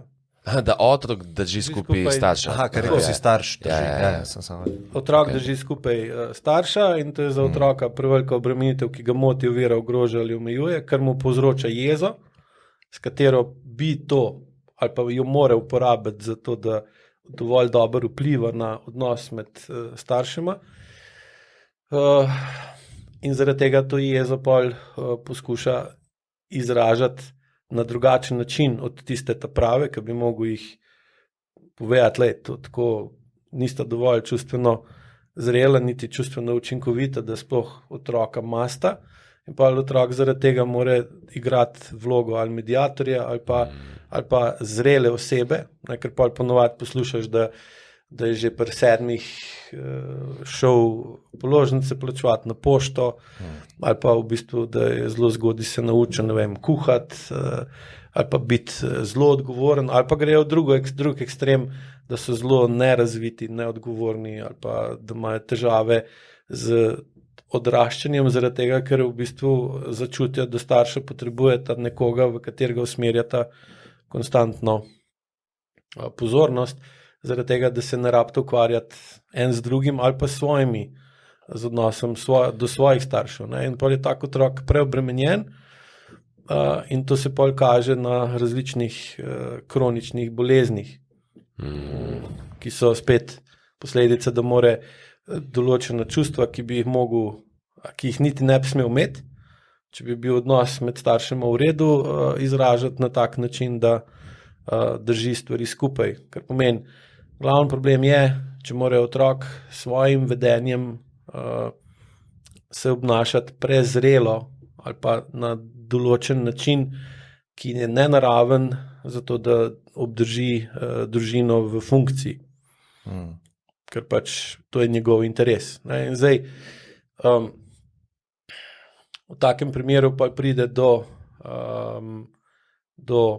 tega, da ne sme izražati svoje čustva avtentično, zaradi tega, da ne žrtvuje odnosa. In pa razvije senzorno amnezijo, potem pride iz tega senzorno-motorna amnezija in potem pride iz tega kronična zakrčenost določenih mišičnih skupin, kar mu onemogoča spontanost in vodi v vedenje, ki ni učinkovito pri vplivu na situacijo v okolju. In tukaj, se pravi, ta odnos do staršev, ali pa odnos med staršem in otrokom bi mogel biti tak, da poteka support od starša proti otroku, takrat, ko otrok to, tako ko je v maternici. Kdo je tam tisti, ki definira, kak bo starš imel odnos do njega. Zarodek. Ne? Ko zarodek, ko pač otrok v mami potrebuje določene stvari, jih zaprosi za njih in jih v bistvu od mame dobi. Ne more mama vplivati, kdaj ga bo prek popkovine hranila, pa koliko mu bo dala za jest, pa zdaj ne boš jedel, zdaj boš jedel, ampak je on šef. In zdaj, ko otrok pride ven, bi moglo biti podobno, da ko otrok potrebuje nekaj, mu to okolje, v katerem živi, mama in ostali, nudi takrat, ko rabi, kako rabi in koliko rabi. Problem pa je, da če hočeš, da ta sistem deluje, pa člani te družine, mama pa še posebej ne more imeti senzorno-motorne amnezije, ki pa ne more zaznati točno, kaj sploh otrok potrebuje. In pa grejo na ziher. In pa ali dobivajo nečesa premalo, ali pa preveč. In to pa otroka vrže ven iz ravnovesja, ker pa pri otroku sproži različne reakcije. Ali je hipermobilen, ali je hipomobilen, ali preveč spi, ali premalo spi, ogromen teh težav je, ki potem jih poskušajo reševati na zelo različne načine. Dejansko je pa cel čas problem v tem, da ni dovolj medsebojnega vpliva med družinskimi člani. Ja, jaz sem dostikrat, opažam ta drugi pol, se pravi preveliko kontroliranje otroka, preveliko usmerjanje, pa strah, da se mu bo kaj naredili. Recimo čist primer, zadnjič smo bili v mestu in sem prvič videl otroka na štriku. Ja, to je zdaj popularno. Nisem mogel verjeti, res nisem mogel verjeti. Jaz sem to recimo videl v Angliji že na 6-7 let. Ja, jaz v Ameriki, je že to bilo. Ampak že prej. To je zdaj prišlo v Slovenijo. Ampak da tisti, ki ne vejo, kako to izgleda, to je v bistvu tak nahrbtniček, ki ga ima otrok gor in štrikac je pa od zadaj, ki ga mama drži. Na povodcu praktično. Na povodcu, je otrok in ne more padati. Kaj pa mama imela v drugi roki? Ja, mobitel. Torbica, mobitel, ja. In to je, ta, recimo zdaj, ko sem se pelil sem se na avtocesti pelil z enim človekom v avtu, po prehitevalnem pasu, koliko je šel, 135, 138 in je skozi tako delo. Vsakih 2 do 3 sekunde je pogledal na mobitel. Pelil se je po prehitevalnem pasu, se pravi, in to je delal, mislim, kar dolg časa. In pa se vprašaš, ali je ta človek v parasimpatičnem stanju. Itak, da ni. In tudi, če tega človeka bi šel umirjati, bi rekel, lej, tip, imaš problem, zaradi tega te vrat boli, zaradi tega imaš povišen krvni tlak, zaradi tega imaš zmanjšano srčno variabilnost, imaš utrip v mirovanju povišen. Ok, vles se, dihaj, sprost se. Ko se bi začel sproščati, bi rad živčen kanorc. Ker problem sproščanja je, da se zmanjša debelina oklepa, in pa tisto, kar imaš pod oklepom, začne ven prihajati in ti vedno bolj prihaja v zavest. In pa se začne zavedati, v kakem stanju sploh si. Pa si šokiran, rečeš, to pa nisem jaz. Zato posežeš po stvari, ki te zamotil v bistvu. To je klasično odvisno. Ja, ker če je razlika med tem, kaj imaš podzavesti kot tradicijo, pa med tem, kako živiš. Zdaj, če bi se z njim recimo pogovarjal, bi ga vprašal, kaj je njegov oče počel. Ali je bil trgovski potnik tako kot on, ker pač po avtu vidiš, da šiba nekam in je že ali bo ali ne bo, in je nervozen. Pa bi vprašal, s čim se pa tvoj oče ukvarjal, najverjetneje bi dobil odgovor, da je nekaj čist druga počel. Kar pomeni, da je sin po podzavest, se pravi, dedovanju podzavestnih vzorcev, skozi vzgojo, ki dobimo pač od staršev, je sicer dobil neke prednaložene programe, da bi mu omogočali biti dober, da so dobri v tistem, kar so njegovi predniki počeli, on se je pa zdaj odločil za drugačno življenjsko pot in je pol v bistvu mora razviti, da je nivo, na kateri ima zavest, pa s čim o čem zavestno razmišlja, dosti drugačno od tega, kakšno ima podzavesten, recimo, delovanje podzavesti in večja je ta razlika, večje je notranje delovanje tretjega Newtonovega zakona. Zdaj, ko imaš ti noter zaradi tega pa velike energije, pa jo moraš nekam dati, se pa v bistvu obnašaš popolnoma neučinkovito. In pa je tudi zaradi te notranje napetosti, recimo ženska ne more čutiti, kaj dejansko se v otroku dogaja in pa poskuša uganiti. Ali pa postane njegov menedžer, ne mati, ampak da z njim, zdaj bomo pa to, pa bomo to, pa bomo to, pa bomo to. In pa tako otrok je jasno, da ne shodi tako, kot bilo treba, da ima težave, da to ne sme jesti ali pa uno ne sme jesti. Mislim, ogromen težave in zmeri večje so. Pa jasno, da tudi se preseli na vrtce, pa pol na šole. In pa jaz poznam ljudi kasneje, že čist v 30. letu, mama konstantno podzavestno bedi nad njo, nad njim in tudi te ljudje so mi povedali, da imajo občutek tudi na zabavi, ko ni mame, a bi to mama odobravala, a to mama ne bi odobravala, te akcije, in si v bistvu ujetnik tega generala, diktatorja, ne, v svoji glavi. Dejansko ga uporabljajo za izgovor.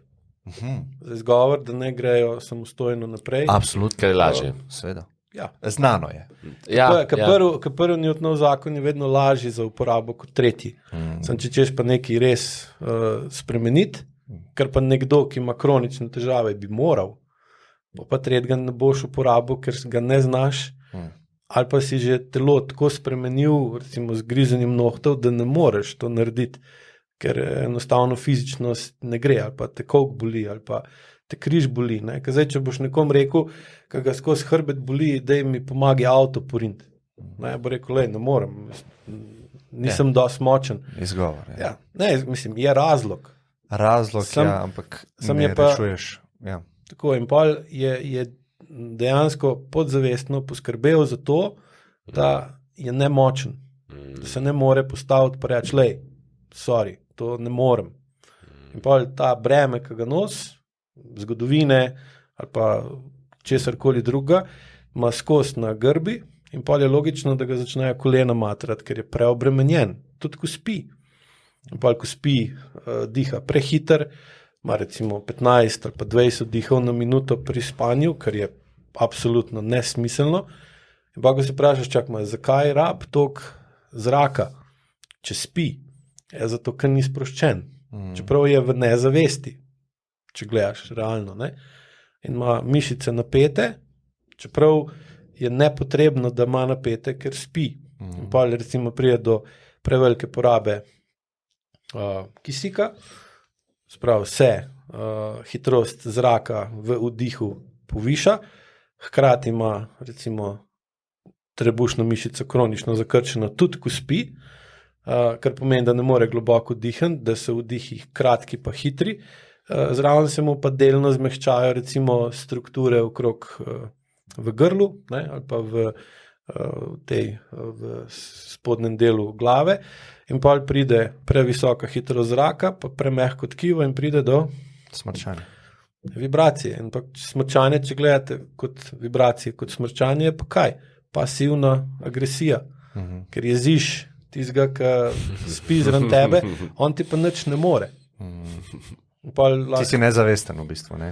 Ja, nič nisem kriv. Ja, nič nisem. Dejansko ga pa skozi provociraš. Ja. In pa točno, ko recimo delam strankam, ki imajo težave s takim konkretnim smrčanjem, ne, prav, ko si začnejo pisati stvari, prav vidijo recimo, da če je bila, ne vem, primer, žena, tisti dan bolj taka šarf, da se je razjezila kaj na njega, ali pa da sta šla jezna spat. Tisti dan smrči, kaj s to Bogu, sem da ji vrne. Nekaj tako uživo, se ji pa ne upa po tretjem Newtonovem zakonu upreti ali pa reči, tako pa tako, ker v bistvu tega v svoji družini, med svojim očetom pa med svojo mamo ni videl, ali je pa videl, da sta to uporabljala na neprimeren način. Da je znoril, ona je kričala, otrok je to gledal in rekel, ok, to je tretji Newtonov, cool, jaz to ne bom delal. Ampak to, kar smo govorili, veš, kaj si ne predstavljam? Ne predstavljam si, recimo, ta primer, ki smo glede odnosa mame pa hčerke, recimo, ko je ta diktator mama, ne predstavljam si, kako to rešiti z nekim premikanjem telesa. To si ne predstavljam, ne? Ker to se mi zdi to globoko. Kako bi probati? Se zavedam, ja. Hočem, da malo razložimo. Da taka oseba se boji spontanosti. Boji se sproščenosti, boji se, da bi imela višek energije. Ker če ti hočeš uporabiti tretji Newtonov zakon, moraš imeti višek energije. Če ti je odsvetovano, da ga uporabljaš, ker bo s tem prizatel mamo in ne bo več mogla skrbeti zate, ker recimo taka ženska je dejansko žrtev tako imenovanega čustvenega incesta, ker mama ni hotela otroka spustiti, čeprav je otrok že fizično recimo odrasel, ker če bo hčerko pustila, da bo ona fokus usmerila v svojo novo družino, bo ona ostala sama recimo z možem. Pa zdaj, ne? In pa se prepneš, kot mama. Ona je v bistvu odvisna od hčere, da hčerka skrbi za njene čustvene potrebe. In pol taka hčer ne more imeti spontano gibanje, ne more biti sproščena, ker mora skozi skrbeti za odraslo osebo, čeprav to ni naravno stanje, ker njena mama ni ostarela, betežna, dementna ali pa ne vem kaj. Ne? Ampak je v permanentnem tistem skozi en del njene zavesti, grunta, kaj je zdaj doma. Ali me bo poklicala, ali me ne bo poklicala, kaj bo spet, ko bomo prišli čez vikend, kaj bom spet poslušala. Ali pa tipična zgodba je, ko me pokliče, mama mi 15 minut razlaga, kaj je vse narobe z fotrom, in pa, ko se spove, reče hvala, pa adijo. Pa jaz rečem, ok, zdaj pa jo vi naslednji dan pokličite nazaj, pa je vi 15 minut razlagate, kaj je z vašim partnerjem. Pa gledajte, koliko dolgo vas bo poslušala. Minuto, 2, pa že joj, veš, nimam časa, dej, moram nehati. Ali pa joj, kam mi to sploh govoriš.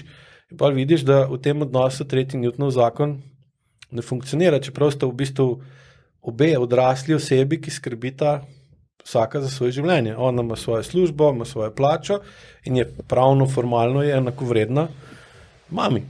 Ampak, ko pa gledaš odnos, gledati, kak je med njima, pa vidiš, da je mama še vedno tam, hčerka tukaj in to ni več naravno stanje. Neravnovesje. In pa, ko jo skozi vaje učiš, oziroma, ko ji razlagaš te stvari, pa ko ji daš vaje, skozi katere začuti, koliko je trda, tudi ko ni treba, opazi kronično zakrčenost in opazi senzorno amnezijo in jo pa učiš, kako poveže senzorno amnezijo z potlačenjem čustev, pa lahko v bistvu začne drugače dojemati. In pa, ker ima manjšo senzorno amnezijo, lahko bolj analizira, kaj vse čuti v telesu, ko jo mama pokliče. Primer. In pa lahko reče, čak malo, tega vas pa uvedla nisem, da je tako, da neham dihati, da me v grlu stisne, da imam eno komanjško drug, da mi začne v enem ušesu piskati, v drugem ne. Mislim, variant je malo morje. In pa, ko ti skozi vaje to bolj razumeš, lahko v vsakdanjem življenju bolj zaznaš, ki je vse te meče ven iz homeostaze in greš ven iz navidezne normalnosti in začneš dojemati, da je tvoja območje normalnosti tako, da ga lahko bistveno spremeniš, če nočeš iti v področje območje razkroja. To je v bistvu čuječnost, ne? Ti si učitelj čuječnosti, vidiš, Jani. Ampak z enim dodatkom, ne? Ker tle je filozofija, ki jo imamo, recimo sinovi pa hčerke, da starši so nam dali vse, ne? In mi pravimo dati vse in še več nazaj in če je to v tem primeru 15 minut jamranja od mame, zakaj ne bi tega poslušal, ne? Kaj je ona naredila zate v preteklosti. Zdaj, Jasno, problem je, da boš pa s tem mami omogočil, da ne bo spremenila odnosa do očeta. No, kje je zdaj meja dajanja nazaj, pa kje je meja, Jaz recimo, sem te slišal tudi dati na svet med temi online programi, na katerih sem bil, da če je potrebno, da tudi se prekine odnos za starše.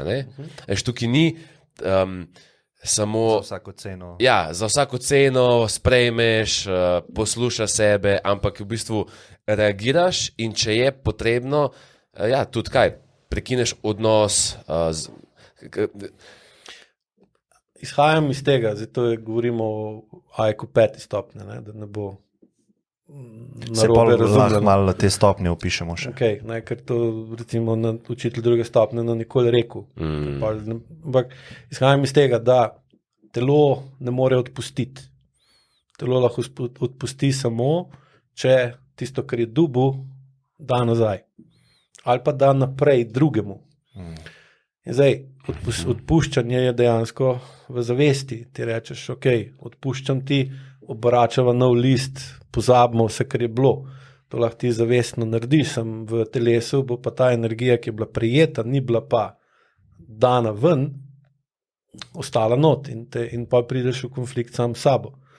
In zdaj, če recimo ti po najboljši moči z 3. Newtonovim zakonom vplivaš na starša ali starše ali pa na kogarkoli, da z namenom, da bi on zmanjšal negativen vpliv na tvojo homeostazo, pa on tega noče narediti, pa enostavno moraš, recimo, diplomatske odnose zmanjšati. Predstavljajte si, recimo, da v Sloveniji nimamo korone, v Italiji pa imajo zelo veliko korone.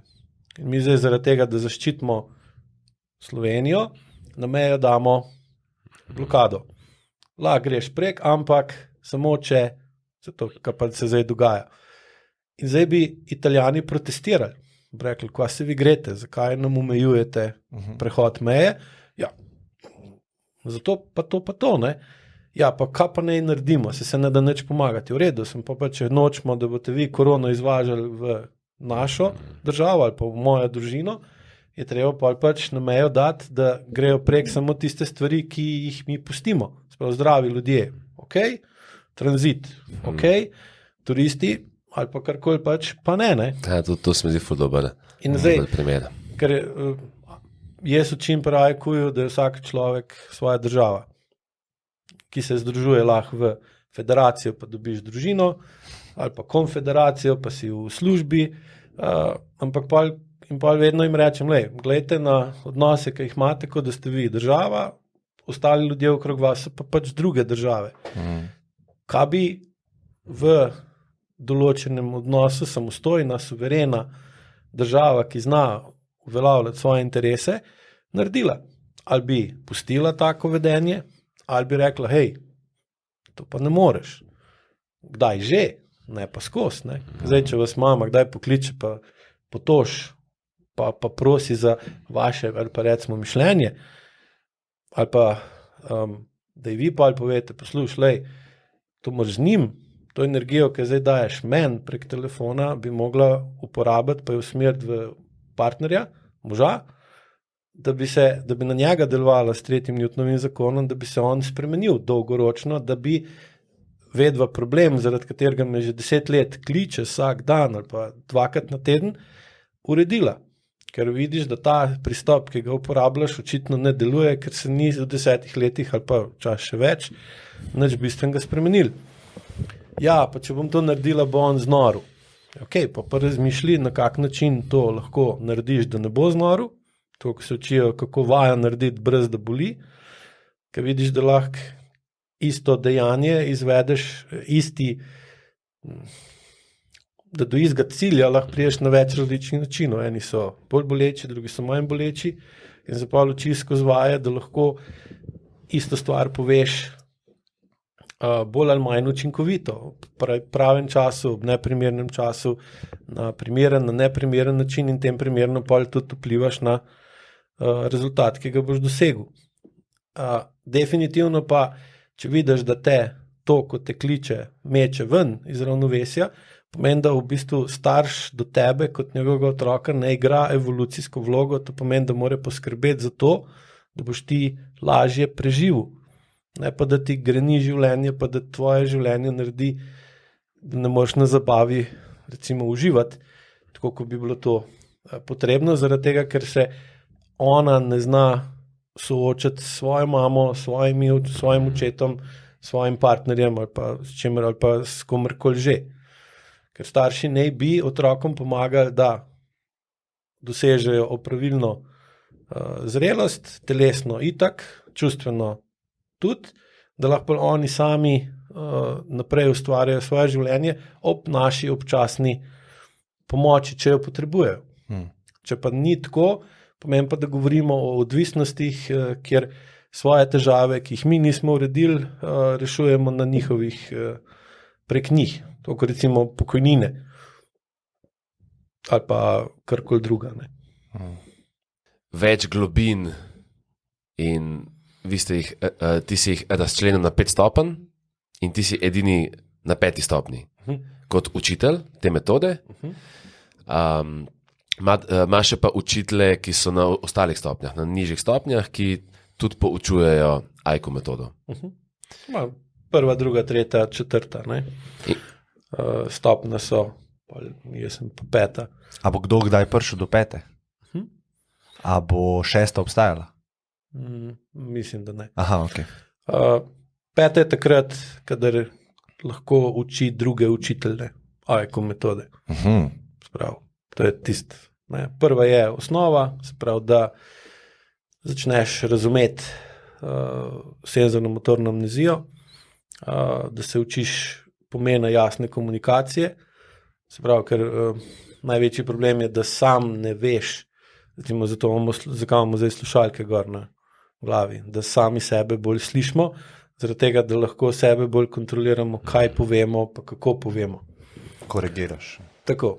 In zdaj, recimo, na seminarju 1. stopnje se učijo slišati, razčistimo, razjasnimo, ali pa spuste stopalo proti, ali pa spuste nogo proti tlom, ali pa puste, da pade noga na tla. To so 2 različne stvari.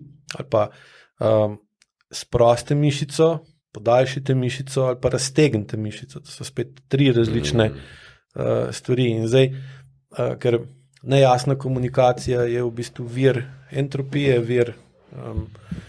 vir nereda, in potem z neredom ne moreš nekoga učiti, da se uredi. Ker pomeni, da mora najprej se učitelj sam učiti, da sebe posluša, ko govori, kaj mu iz ust gre ven, ker ni nujno tisto, kar on misli povedati, da je enako tistem, kar pove. Ker ima tudi med zavestjo pa med usti ali pa med verbalnim izražanjem je triglih tako senzorno-motorna amnezija. Ali pa da sliš, da določeni besedi da drug pomen, da doda neko čustveno stanje, ki je lahko iz podzavesti ven izhaja, in potem to čustveno stanje poslušalec, sploh tak, ki leži na tleh, pa fokusirano izvaja vajo, pa posluša učitelj, na kaj točno pove, lahko zazna in pa naredi gib drugače, učitelj ga pa gleda, pa misli, da je problem v senzorno-motorni amneziji izvajalca, dejansko je pa v senzorno-motorni amneziji voditelja, učitelja. Pa v bistvu v 1. stopnji se učijo razumeti, na kak način fizika, fizikalni zakoni vplivajo na življenja ljudi, kaj je zakon o ravnovesju, ki ga definira gravitacija, kaj je zakon časa, ki ga definira čas, in kaj se zgodi, če te zakone kršiš, na kak način pol trpiš zaradi neravnovesij v sebi, v odnosih z okoljem, in naučijo se osnov vodenja AIKU vaj na tak način, da ljudem omogočajo, da grejo iz stanja zavesti na okolje v stanje telesne zavesti, oziroma bolj strokovno povedano, da se naučijo upoštevati intracepcijo, se pravi občutke, ki pridejo iz notranjosti telesa v zavest, ne samo propriocepcijo, se pravi občutke iz površine telesa, ki pridejo v zavest. Ker propriocepcijo ima ljudje še kakor tok ok, čeprav tudi dostikrat če so recimo huda stanja travm, huda zakrčenost ali pa v bistvu že tisto, da so na nek način izjemno, da so morali odrezati telo stran od zavesti zelo konkretno. Tam tudi propriocepcije že skoraj več nima in ko mu recimo rečeš, da ne vem, dvigne ramo od tav, pa ga vprašaš, če čuti, da ima zdaj zaradi tega stik leve rame s tlemi drugačen kot stik desne rame, ki je ostala na tleh, v bistvu ne čuti tega, ampak mora pogledati. In pa, ko vidi, da je rama v zraku, reče, sem jo dvignil. Zdaj, da bi ga pa vprašal, ali čuti, da ima recimo tonus mišic spredaj v levi rami, ali pa na levi strani prsnega koša višji kot v hrbtu, na zgornji levi strani hrbta, pa ne bi sploh nič znal povedati, ker te občutki, feedback preko intracepcije v njegovo zavest ne pride, ker ima v podzavesti tako močen cenzuro, ajmo reči tem, in pa ko analizira zakaj, vidiš, da je bil recimo v otroštvu velikrat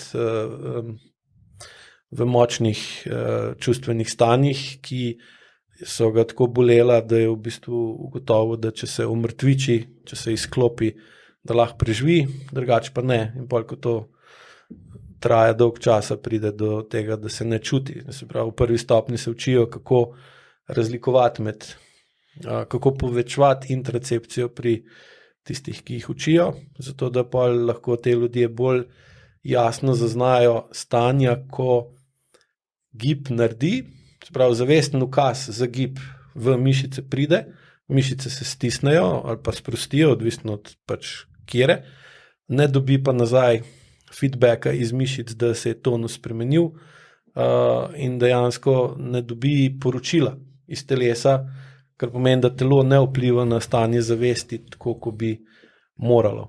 In to se ponovadi ustvari v prvih 7-8 letih življenja, pa se pa to potencira skozi življenjsko zgodbo, ki gre ponovadi po eni liniji, ki je bila v otroštvu določena in jo pa težko spremeniš.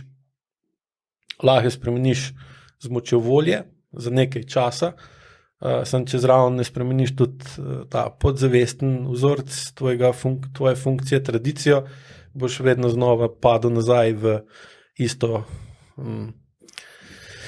isti jark, iz katerega si hotel ven plezati. Ne? To je v bistvu prva stopna, je ta uvodno spoznavanje.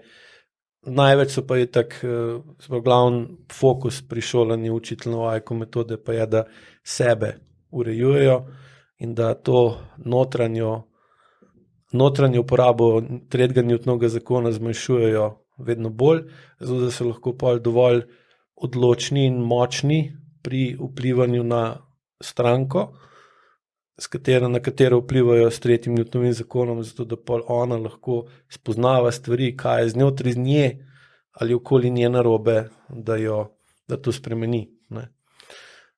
In pa, ko grejo naprej v drugo stopno, tam je pa veliko več ukvarjanja s čustvi, kaj čustva so, kaj je kinetična, potencialna, elastična energija znotraj telesa, na kak način vpliva na izražanje čustev medenica, pa prsen koš, ramenski obroč, kako kronične zakrčenosti v teh predelih telesa zmanjšajo učinkovitost izražanja čustev, ne nujno pa tudi izražanje čustev.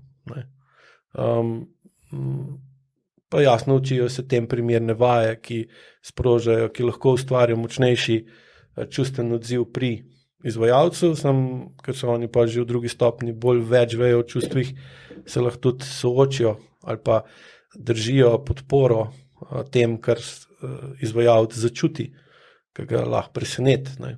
V tretji stopni grejo pa na poglobljen študij mehanskega dela človeka, se pravi mišic, okostja, gibanja, in tam se učijo pa tudi pol še aktivnega dela na mizi, se pravi aktivne pendikulacije, kinetičnega zrcaljenja, minzverbaja, in to pol kombinirajo v protokolih, kjer človeku pomagajo z asistenco na mizi, da bolj začuti določena stanja v telesu,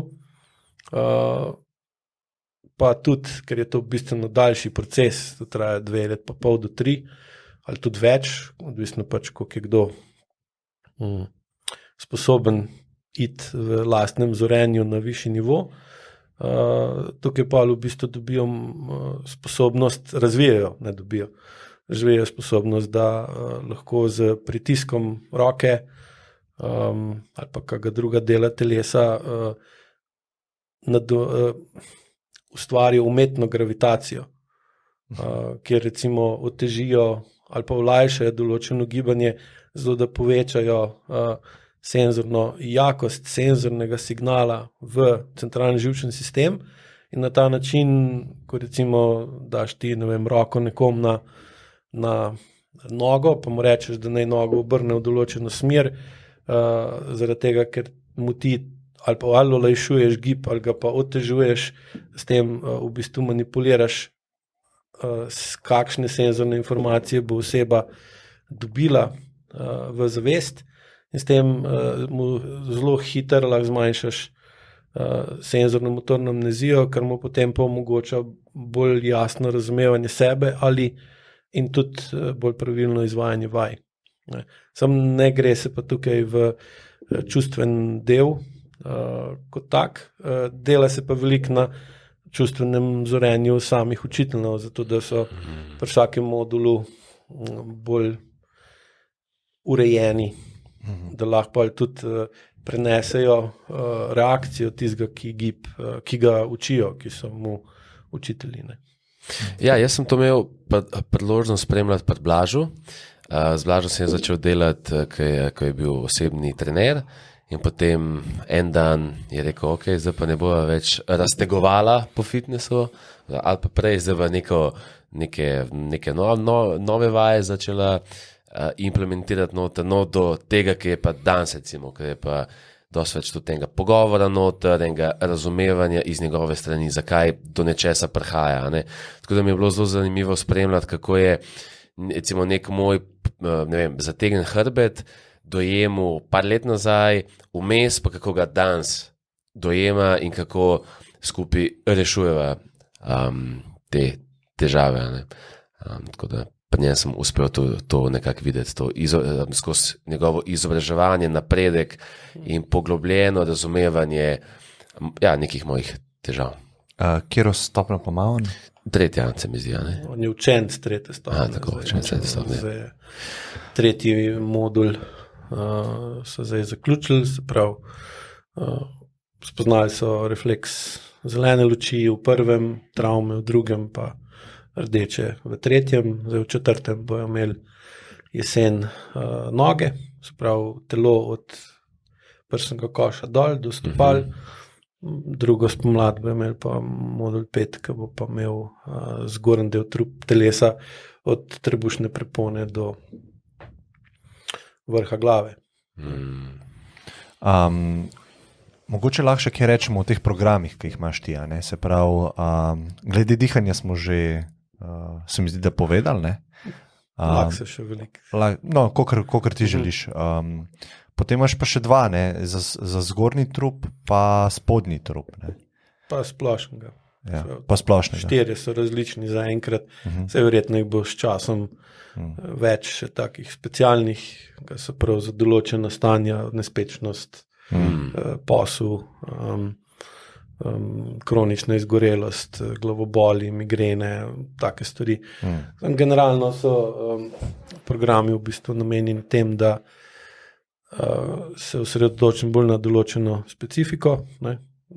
In tam pol jih 30 dni vsak dan učim po malem. In bistvena razlika je v primerjavi s standardnim delom ta, da se ljudje upajo iti bistveno bolj globok kot drugač.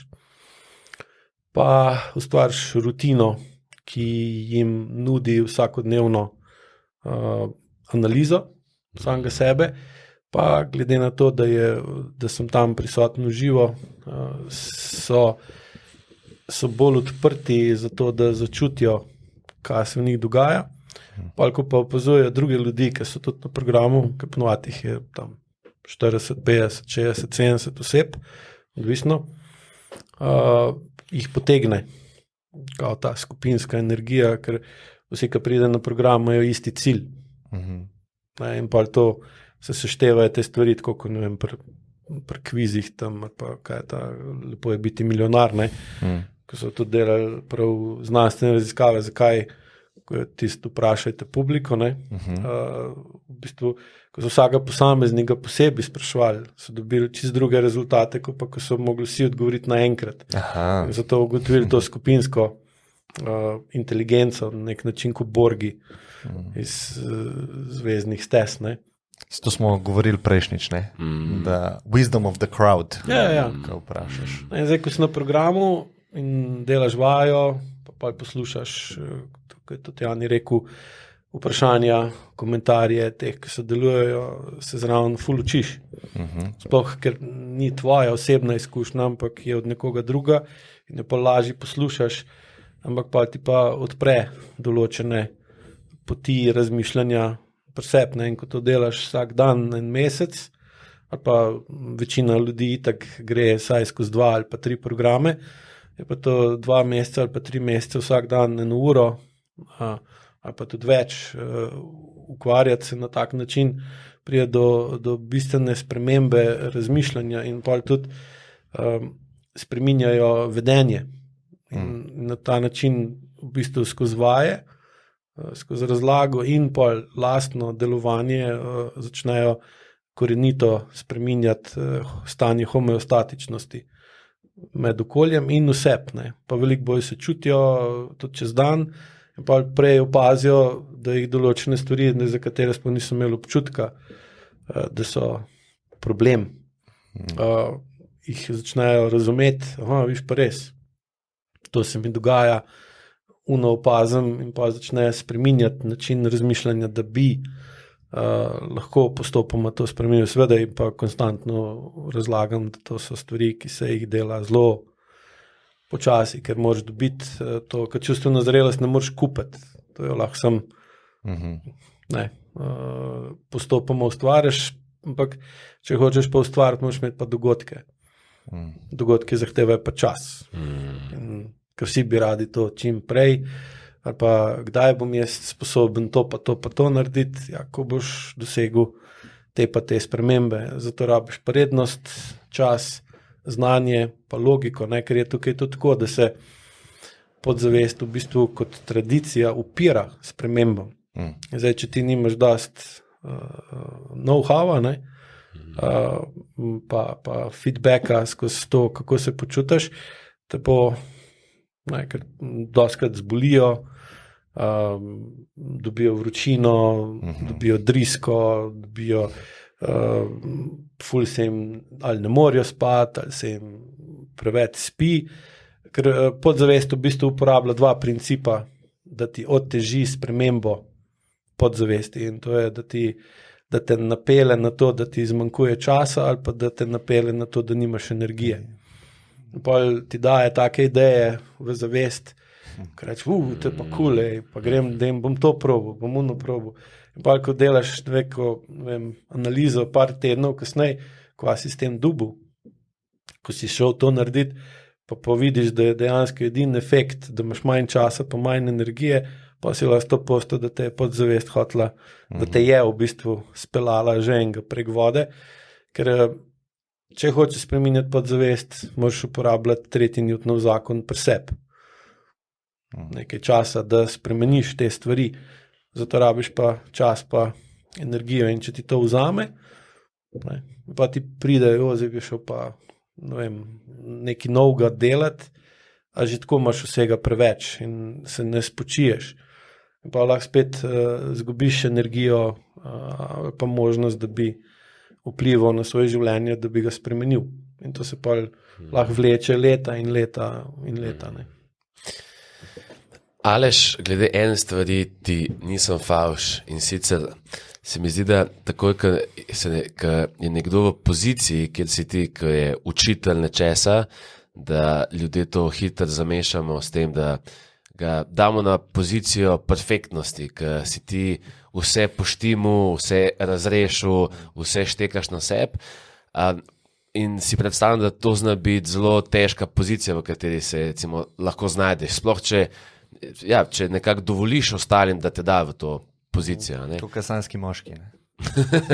Težka pozicija. No, zato se mi zdi mogoče dobro vprašanje, kaj so pa stvari, ki pa ti delaš na njih? Stvari, ki jih še ti nisi razčistil, stvari, ki tebe mučijo, ki na koncu dneva so verjetno neke stvari, ki jih lažje rešuješ na ostalih, ko jih pa rešuješ na sebi, te pa matrajo, ti še nisi tam. Kaj so pa te stvari? Predvsem pomanjkanje časa pa energije. Ker zdaj je tako, ko sem to začel razvijati, pa sem videl, koliko to pomaga tistim, ki jasno pač hočejo ali pa si dovolijo, da jim pomaga, je prišlo do tega, da se je to začelo vedno bolj širiti in je bil vedno večji pritisk. Da je še men. Ker ljudi, ki imajo kronične težave, danes je koliko. Skoraj vsi. Se pravi, strank je, kolikor hočeš. In pa je bilo pa, kva zdaj? Če bom to sam delal, me bojo ubili. Mislim, se bom ubil. Varianta je, narediti šolanje, da bojo lahko drugi to delali, da bojo drugi učili to, kar jaz učim, ker s tem razbremenim sebe. Zdaj pa postaviti šolanje, pa ga razviti, pa šolati toliko učiteljev, ki bojo dobro delali, je to spet kaj? Konstantna uporaba 3. Newtonovega zakona na ven.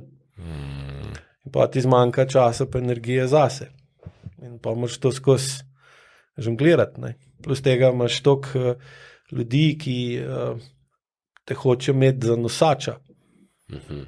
Ti njih nosiš ven iz njihovih problemov, kar je nemogoče. To je v bistvu kratkoročno, lahko. In dokler jim ti dopoveš, da ti nisi nosač, ampak si učitelj pa vodnik, ki pač tudi sam hodiš po teh, sam si mal naprej pred njimi, ker pa ne pomeni, da si popoln. Plus tega mislim, da nekdo, ki je popoln, se s tem sploh ukvarjati ne more, ker enostavno nima lastne izkušnje. In ne šteka ostalih. Ja, pa lahko teoretično vse razlagaš, sam ne moreš pa razumeti, kako se nekdo počuti, pa tudi ne moreš biti primerno ali trd ali pa mehek, odvisno od tega, kaj v določeni fazi potrebuje. Ne? Plus tega imaš pa še svojo lastno preteklost, ker moji starši se niso ukvarjali z učenjem ničesar. Mislim, niso učili tako. In pomeni, da moja podzavest niti približno ni bila pripravljena za to, kar se zdaj ukvarjam. Ker pomeni, da moram še pri sebi veliko volje uporabljati za to, da to delam. In to je pa pol prije do lastnih notranjih napetosti. Sam zdaj mi je pa že lažje, ker imam že toliko učiteljev, ki to počnejo, da lahko njim prepuščam, oziroma oni sami delajo na tem, da imajo več strank in da se tudi na mene pritisk zmanjšuje, oziroma ga tudi sam zmanjšujem, tako da odmikam, jemljem sam recimo teže primere, za katere vem, da učitelji nižjih stopenj ne morejo primerno delovati. Sam po drugi strani imam pa tudi sprejemne izpite, zato da ljudje, da pridejo k meni, ker morajo najprej na program, zato da na programu v bistvu ugotovijo, kva to sploh je, ali to sploh je za njih ali ni, ali so pripravljeni na tako spremembo. Pol šele jih vzamem, pa delam z njimi, plus tega, da sami vidijo, ali mi je ustrezen kot oseba, ker nisem jaz za vse dober. Pač z enimi dober, jim ta pristop ustreza, drugim ne. In tako da še moja družina, ki imajo tudi en kup problemov, ki sem jih jaz tudi jim dal, pred tem, ko sem te stvari sploh razumel, in to ne moreš kar s čarobno palčko reči, nov list obračamo. In je treba veliko teh, tako rekel, interne uporabe 3. Newtonovega zakona znotraj družine, je treba to pol iz neproduktivne uporabe tega v produktivno, zato da slišiš, pa da pol razumeš, pa da se pol spremeniš, pa da ne, da tradicijo, ki sem jo jaz imel kot otrok, ne prenašam na svoja sinova, ne, ker s tem v bistvu njim delam krivico. To se pa pomeni, da se moram jaz pol pri sebi ogromne stvari izboljševati. Ne. In tudi dosti časa je bilo tako, da sem pa kasneje ugotovil, da mi je v bistvu pasal, da sem se s tem ukvarjal, ker sem s tem v bistvu svojo pozornost dal na tvoje probleme, pa ni bilo z mojimi. So bili moji manj pomembni in pa si imel tisti občutek, se žrtvujem za druge in zdaj sem pa dober, sem pomemben, sem viden, sem pa počasno skapiraš, da je to spet ena manipulacija podzavesti, zato da na mir pustiš. Si moje lastne. Ne? In tako da popolnost, mislim, vse tehnično je neizvedljiva, fizikalno. Ja, mislim, saj jaz zelo cenim to, da recimo nekdo, ko je v poziciji, kot si ti, da mislim, se lažje povežem z njim, če tudi vidim, da on betla neke bitke vse pa, ne? Kaj jih na koncu dneva itak vsi. Noben še ni vseh bitk pa se prešel. Oziroma mogoče, ko jih je konc našega življenja. Zadnja bitka. Super. A si želel še kaj pomembnega izpostaviti, Aleš, preden tole nekako zaključimo? Pa v bistvu zaenkrat ne. Mislim, da smo veliko povedali. Ja, nekaj časa smo bili, zelo je bilo zanimivo, tako da ful ti hvala, ker si še enkrat bil najin gost v bistvu. Pa hvala tebi, Jani, ker si tole spet pomagal odvoditi. Zelo super je bilo, zelo sem užival. Tako da hvala obema. Ja, hvala. Upam, da ponovimo kmalu. Prosim. Srečno. Hvala. Čau.